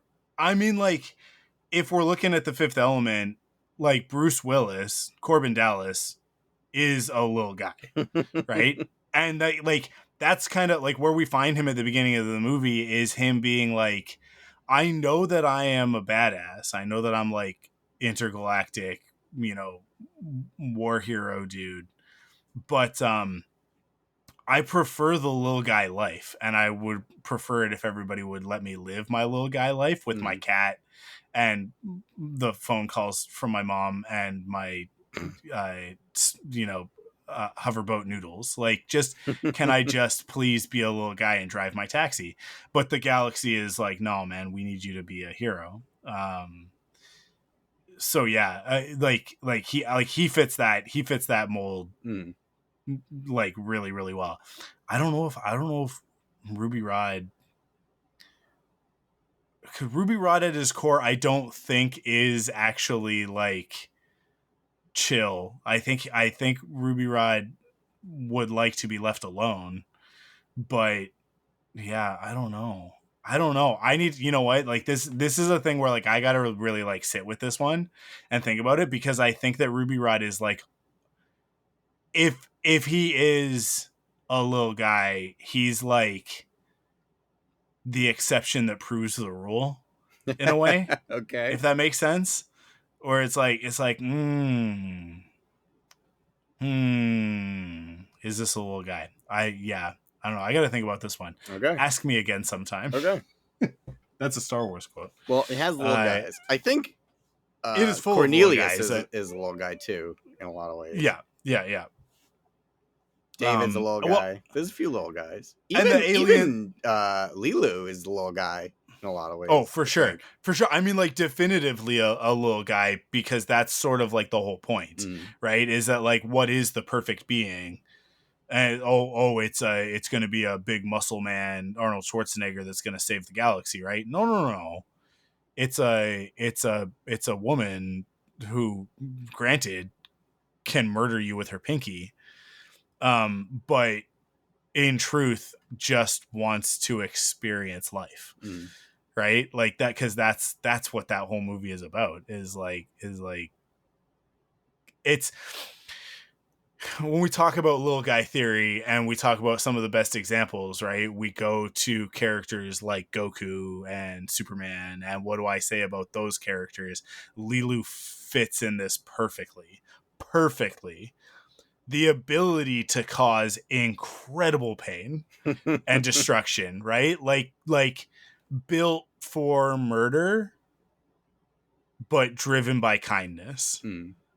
And that's what that character is about. Like if the thesis of the new Superman movie is kindness is the real punk rock, I can actually think of no character even above Superman that exemplifies that ideology better than Lilu in Fifth Element. Mm. Because that character, you look at her and that character is punk rock, right? Like Mm. she looks punk rock, but above all else, it just wants people to be happy. Mm. Like just, man, dude, Fifth Element is it's not just a great movie, it's one of the greatest movies. Yeah. Like it really is. It really is. It's because like I said, everything we're bringing up there, these are all episodes of Perfect 10. But The Fifth Element is a movie, and I know that some people don't get it. I know that some people watch that movie and go, I don't see what the big deal is here.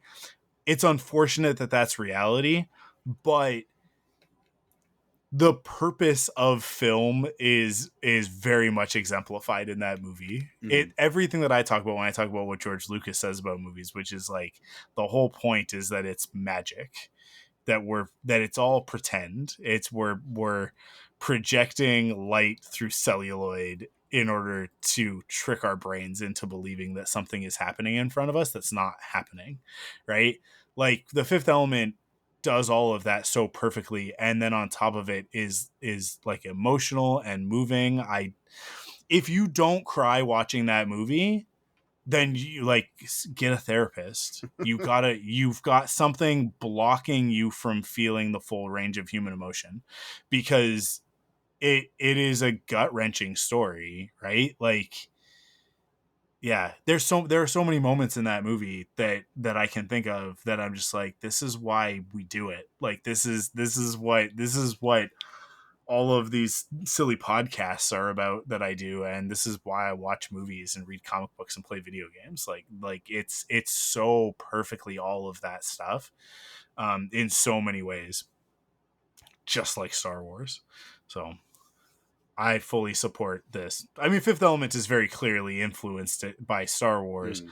but also it shares a a design language because Mobius worked on Fifth Element, Right. Yeah. and Mobius did a little bit of stuff for Star Wars, but was really quite influential on Star Wars. And Ralph McQuarrie was inspired by Mobius's artwork in a lot of the stuff that he designed for Mm. Star Wars. So like there's a lot of commonality there.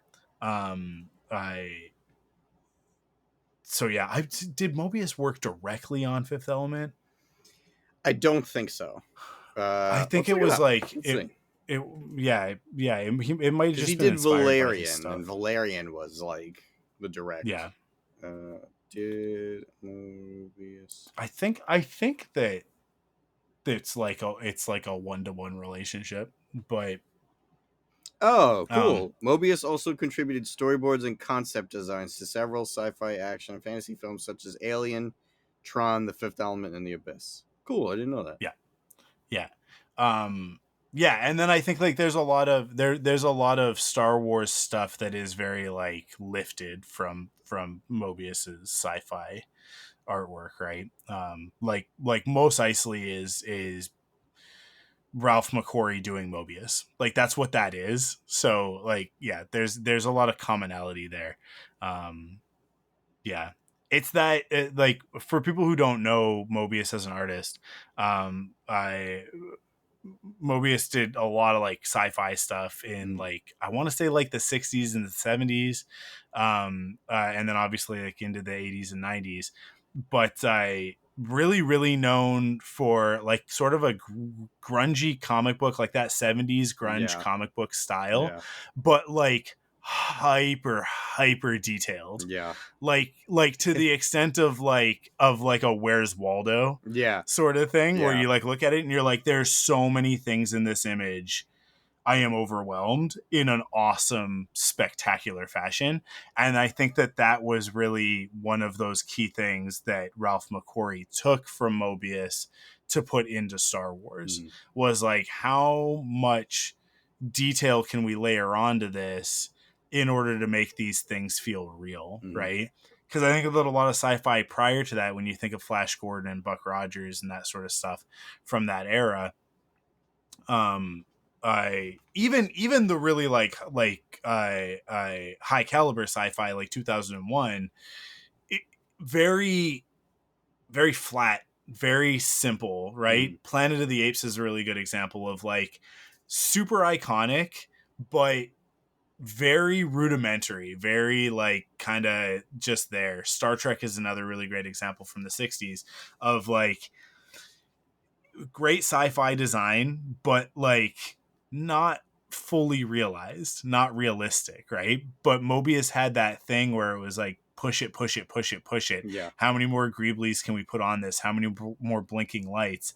And then you get to Star Wars and it's like, oh, that's what it would look like in a movie, right? Like it's this is what Mobius's artwork would look like if it were filmed.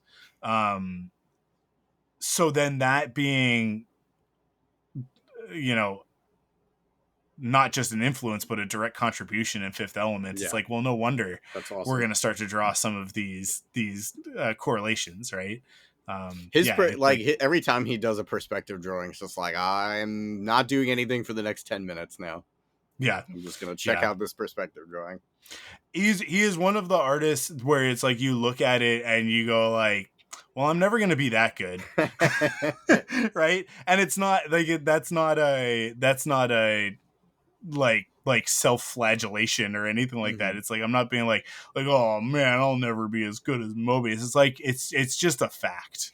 It's just a reality where you look at that artwork and you're like, I can try and I will, right? Like I'll hey, listen, I enter the nostalgiatron. There is an image of a street of like this sort of Western inspired fishing village that's been overrun by a crazy sci-fi despot. And it is also directly influenced by Mobius. Like it is me going like, how close can I get to that? Because that's how Star Wars did it. And it's very obviously also influenced by Star Wars. But yeah, like Like it's I have tried, I have done the thing, and when I do it well, and then I'm like, oh man, that's pretty good. It's nowhere near, nowhere near as good. Yeah, because he's just one of those artists where it's like you are a singular, unique individual, and the rest of us are just pretending by comparison, right? Again, which is like not a there's nothing like degrading or like self-degrading or anything like that about comparing yourself to Mobius in that way. He's just on a different level. Yeah. And Fifth Element is so good because it takes that design and like fully realizes it. New York in that movie is Oh just my god. It's literally it's it's off the panel. I get It's I off get the panel. I get chills now just saying like New York in Fifth Element. Like Yeah. that's all I have to do in order to give myself like tingles and be like, oh man, I should watch The Fifth Element right now. Um, yeah, it's so good, so good. Yeah, there's so much Star Wars influence in that. Mm. Um, All right, number well, 3. What do you got? yeah, I mean, perfect transition because you mentioned it already, but my third one is Tron. And as much as I love Tron Legacy, which is also it is a Star Wars movie inside of Tron. Like Tron Legacy is just a Star Wars movie. They turned Jeff Bridges into Obi-Wan Kenobi in that story. Yeah, it's a pretty perfect Star Wars movie actually. It just doesn't happen to be a Star Wars movie. But the original one is also a Star Wars movie that isn't Star Wars. And another quite literal attempt at a studio going, can we make a Star Wars movie of our own? Is Disney going like we messed up? He came to us first. We said no. Can we make one? And it's not their first attempt. They made several, but they really thought that Tron was going to be the one. And it never was. But Tron then goes on to inspire a million other things. Mhm. I namely my favorite TV show of all time, one of my favorite pieces of media, which is Reboot, which is basically just Tron the TV show. Mm. And Reboot also tons of Star Wars influence, direct and indirect. I some of it like very direct, but I yeah, like the titular character of Tron being a security program designed to protect the system against threats and stuff. Like he's basically a computer program Jedi. That's what he is. He's you know intelligent and wise, but also can fling an identity disc like nobody else, and can compete in the games and excel because of physical prowess and superpowers, basically. Um, yeah, I and then you basically have an evil empire that they have to stop with the MCP. And have you seen Tron? Have you seen the original Tron, Joe? Oh, when I was a kid, I honestly don't remember it at all. I gotta do something about this situation with you and not having seen any of the best Yeah. stuff. We gotta fix these problems. Listen, Tron is a difficult movie to get through in Yes. 2025 because So I have heard. pacing is slow is an understatement. It moves at a snail's pace, a Mm. snail's crawl, just absolutely slurping along. Um, but when it gets to the cool stuff is pretty cool. It's pretty cool. The light cycle sequence, although like where it's placed in the movie is very different, is very much the Death Star. I just in terms of like sort of stakes and pace and just sort of like the way that we're kind of intercutting between all of these different characters and this in this action sequence. Yeah, sure, so much of that, but like there is like it's a hero's journey as well. So it's going to obviously share a lot of parallels because of that. But honestly, more than anything, it's a vibe. Mm. Tron has a Star Wars vibe. It just does. It's the ineffable quality of Star Wars, right? Because we can dissect all of these different things, and to be perfectly honest, like the things that we've mentioned have all done that in order to exist, right? They've dissected Star Wars and gone like, well, what makes Star Wars successful? And then they put those elements into it. And then I think the funny thing is that like the ones that I have mentioned, Masters of the Universe, Last Starfighter, and Tron are all movies that I absolutely adore, but that are not successful, right? They're cult classics, and in 2025, there are huge cult fan bases for them. Um, and I would say Tron is the most successful out of those three, as it's getting a sequel later this year, which is a whole other kettle of fish that we won't get into because of Jared Leto and yada yada yada. But because he's a piece of trash. But I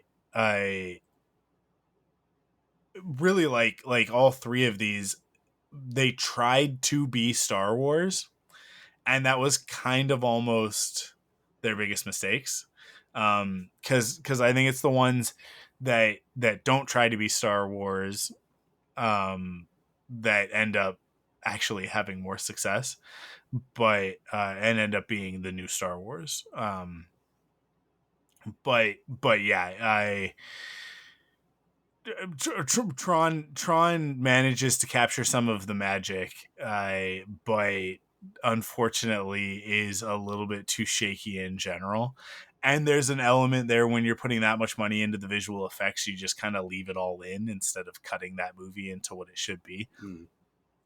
I don't know what the runtime is. I think it's about 2 hours, but I think you could cut it down to 90 minutes and it would be a good movie. But it's tough. It's tough. There's a lot of very like slow exposition and that sort of thing that really bogs the movie down. But it does have enough in it, I think, that it's redeemable, that it's worth watching Mm.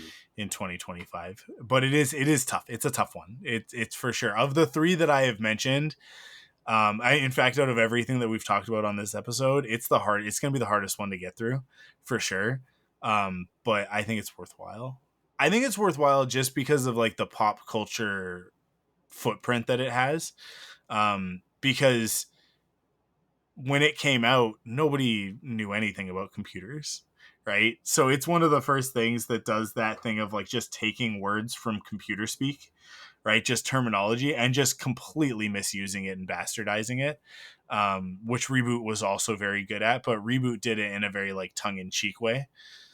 I think acknowledging the nonsense of Tron, and being like, yeah, well, we'll just call it this, because it makes sense from an etymology perspective to say floppy, but it doesn't have anything to do with a floppy disk, Mm. right? Like reboot got the humor behind misusing that stuff, whereas Tron was just people being ignorant. Yeah. It was just people writing a screenplay and going like, I need another word. I don't know, RAM.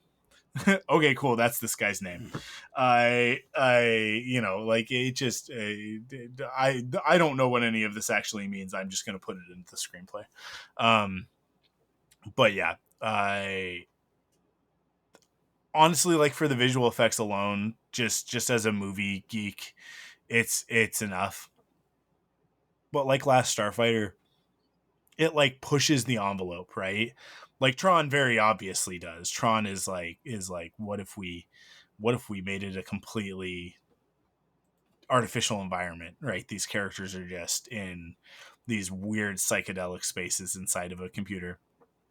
Um and that's very George Lucas, that's very ILM, very Star Wars, right? Of like, I don't know if this was a good idea, but we're gonna do it anyways because nobody else ever has before. In Star Wars, it usually works out, It doesn't always, though. Like, this is the thing that you have to remember. We have the special editions now, right? The versions that we watch on Disney Plus have been heavily modified after the fact in order to make up for a lot of the faults of the originals. Um, and people will go like, well, yeah, but they're also, they're really good. And it's like, have you watched the theatrical cut of A New Hope? Because most people have not, within the last 20 years, watched the theatrical cut. Most of the people who say that, right? Most of the people who make that argument of like, oh, they should really re-release the theatrical cuts. They did a DVD release at one point where it had the theatrical cut alongside the special edition. Mm.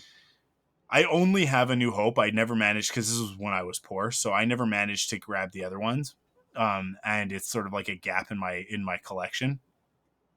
But I have watched the theatrical cut, which it's released as the theatrical cut. Let's be super clear. It's also actually not the theatrical cut, because Star Wars, I believe, has 3 original theatrical cuts before the VHS release that are there. It's 3 different versions, because there's the version that was released in 1977.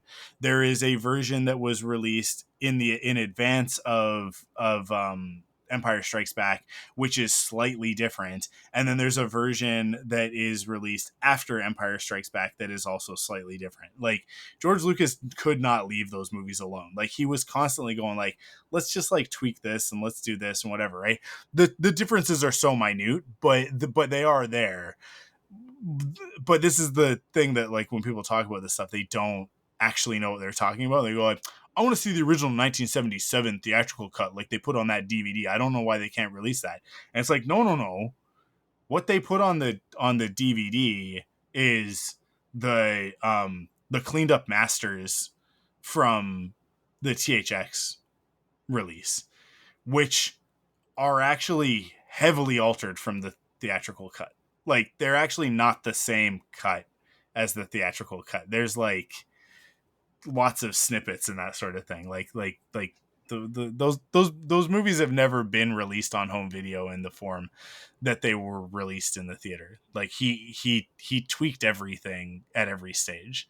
People say I'm being pedantic, but it is somewhat nonsense. But if you go back and you watch the pre-special edition versions, the THX versions, those movies are, all 3 of them, of the original trilogy films, are actually full of a whole bunch of like really, really bad special effects by modern standards and what we expect, right? It's not how we remember it in our, like, rose tinted glasses memory, right? Like we filled in a lot of the gaps, because people will go to like the Jabba's palace in Return of the Jedi and be like, "Oh, the new musical number sucks compared to the original."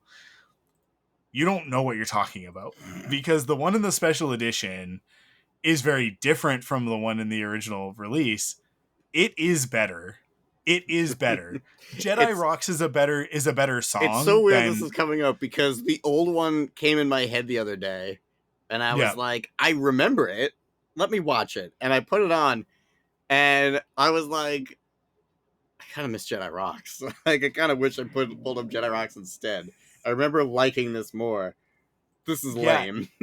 it Cy It's Snoodles so funny just me bringing that up. This is literally yesterday. barely Yeah, barely the works. same move. She does the same leg. One leg goes Yeah.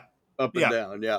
Yeah. And listen, I will give it to the ILM creature shop on how far they pushed that marionette technology, and what they accomplished, and like the way that they wired that thing up so that the lips would move and all of that stuff. Like, it is an accomplishment. Like, I don't, this isn't to take anything away from the original releases and the original special effects.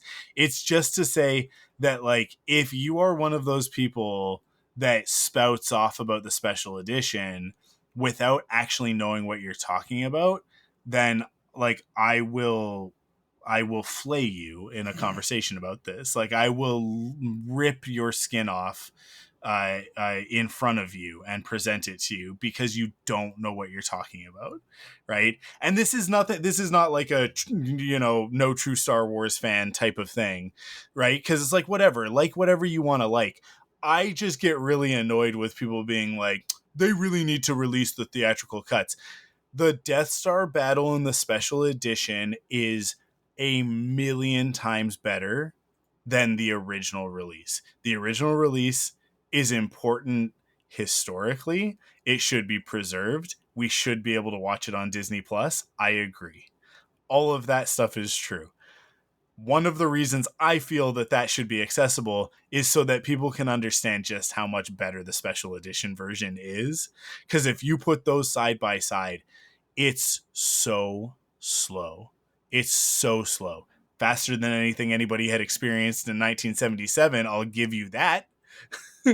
Is it as good as the special edition version? Not even close.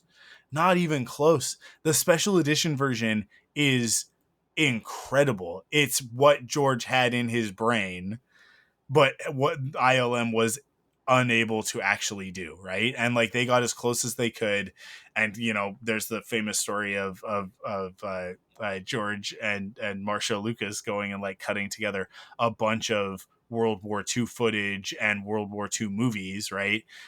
Just cutting together a bunch of footage basically as the first ever animatic to then give to ILM to say, this is what you guys need to film. This is what you need to shoot because what you've shot is garbage. Because they threw it all out, right? He got back from I believe from London, right? From filming at Pinewood, and they had been working, and he looked at the dailies basically of everything that they had shot and was like, I can't use any of this. This looks like garbage. Like it's all, you're just like straight on. Like you guys didn't do anything. This is not what the storyboards are. This is not what the direction is. This is not anything. And then they went and had to like basically show them in order for them to understand, oh, okay, so we need to be able to do this and this and this and this. And then they figured it out, right? Even with all of that, the original release is like, it's very meh, right? Like you watch that. I like, I'm sure you can find it all on YouTube, right? Hmm. Go watch it. It's, if not for John Williams' music and the fact that the visual effects are like nothing anybody had ever seen before, it wouldn't work. Like honestly, without John Williams' music, there's so much of Star Wars that doesn't work. Yeah. There's so much of Star Wars that never gets off the ground if you don't have that score. Like that is the unsung. I don't even. It's not the unsung hero because everybody knows that the score is the thing that brings Star Wars together. But I just, it cannot be understated how important the music is in the places where the movie lacked. Because the cantina is another one of those examples. Because people will be like, "Oh, all that Mos Eisley stuff," and it's like, I will agree. The approach to Mos Eisley is obnoxious in the special edition. I think that you could recut it I into a like it. better I don't version of care. I that. love it. I mean, I have a soft spot for a lot of it. It's very nostalgic to me now in 2025, and I look back on it and I'm like, oh, the asteroid hitting the little, security camera guy. It's cute. The Ronto and the Jawas and blah blah blah. It's all very cute Star Wars stuff, and I like cute Star Wars stuff. But it's also very, look what we can do, right? And not, it doesn't serve the story, Mm. right? It's a little bit too much. One of those moments would have been fine. There are four. And so it's like come on guys, right? And I honestly think the scurriers at the beginning is enough. And then if it was just like a much more like objective sort of just like daily life driving through Mos Eisley, it would be better. But then you got to have the asteroid hit the thing, and you got to have the Ronto buck and the Jawas fall off of it, and it's just there are all of these moments, and it just gets to be a little bit too much. But um, the cantina is so much better in the special edition. Mm.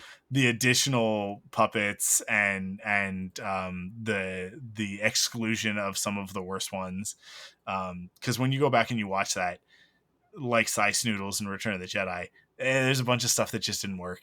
It didn't work. They did their best. They put together as much as they could, and you know, like on the day they shot around it, but it wasn't what George had in his mind. And then later on, in 1997, he was able to do it. So it's better. It is actually better. I think we can leave the Jabba scene out, but I also, you know, I like it. But I also think we could just leave it out. The Jabba scene It is very repetitive of the Greedo scene. Like, it doesn't yeah, really add very much. yeah, because they shot around, like they basically reshot the Greedo thing to cover up, because they were like, well, we're not going to get to this Jabba thing. It's not going to work. We can't do it. So yeah, but yeah. We went on a tangent. It's funny that the episode was supposed to be tangents, and then the tangent at the end was Star Wars. I mean, that's pretty par for the course with us, I think. It is. But I think that's it, Joe. I think we did it. I think we did it. I think we talked about a whole bunch of stuff. I think Star Wars is pretty great, and then all of these other non-Star Wars are also pretty great. I recommend everything that we talked about on this episode. Go watch all of the movies and play Mass Effect. And we said 3 each, and then I think within our 3 each, we also ended up having other things that we referenced that are also like non-Star Wars Star Wars. So there's a lot. So many things are influenced by Star Wars. It's impossible to get away from. But those are our favorites, I guess. Is that what we're saying? I think that's pretty. These are our favorites. These are the tops. I would say mine are. For sure. Yeah, I think so. Rad. Good. Thanks for listening. Yeah. I brought up the Patreon producers right before we started recording, and then we went right into it. Didn't do it. I didn't mention them. So here we are at the end with our Patreon producers, our Rebel Spies. So thank you to Brian, Dan, Sherston, Curtis, and Mark for supporting us over on patreon.com/Thunderquack at the $10 tier, the elite Thunderquack membership. You guys are elite. You're the best. You're the best of the best. Cream of the crop. You're my favorites. And I'm not ashamed to say that. It's true. It's real. They are my favorites. And you could also be one of my favorites. All it costs is $10 a month. And as I'll say almost every time that we bring this up, the pro tip is go to patreon.com/Thunderquack and just pledge for the whole year. If you do the whole year all at once, you get it at a discount. So it's not $10 a month. It's actually, I think, like $8.50 a month or something. I don't know, because I think it's 15%. It's either 10 or 15%. I don't remember. Okay, I set it up a long time ago. It's just there. It's ready to go. It doesn't need to be changed. So I don't think about it. But you should think about going and supporting us, because it's nice to do, I guess. I don't know. It costs money to run a podcast network and have all these podcasts. Most of that money is hosting fees, but then there's other like little things, and you know, it all adds up over the course of the year. And you guys supporting us on Patreon means that we don't have to foot the bill for that, and that is greatly appreciated. So yeah, I don't know. I don't think I need to explain, you know, why a podcast has a Patreon, right? Everybody gets it. Yeah, no. I think you're good. You've heard it on every other podcast that has a Patreon. Support the Patreon. Yeah, if you can. And if you can't, just enjoy the podcast for free. But here's another little tip. This episode has like an extra, I don't know, what was it? I think we went for almost half an hour before we started the actual episode, right? And Patreon is going to get all that stuff. They're going to get it all. So if you're not on Patreon, you missed out. None of it is really Star Wars talk. We're talking about other stuff, but I think it was probably, if you like listening, I mean, I think it was entertaining. If you like to listen to Joe and I talk, which why wouldn't you?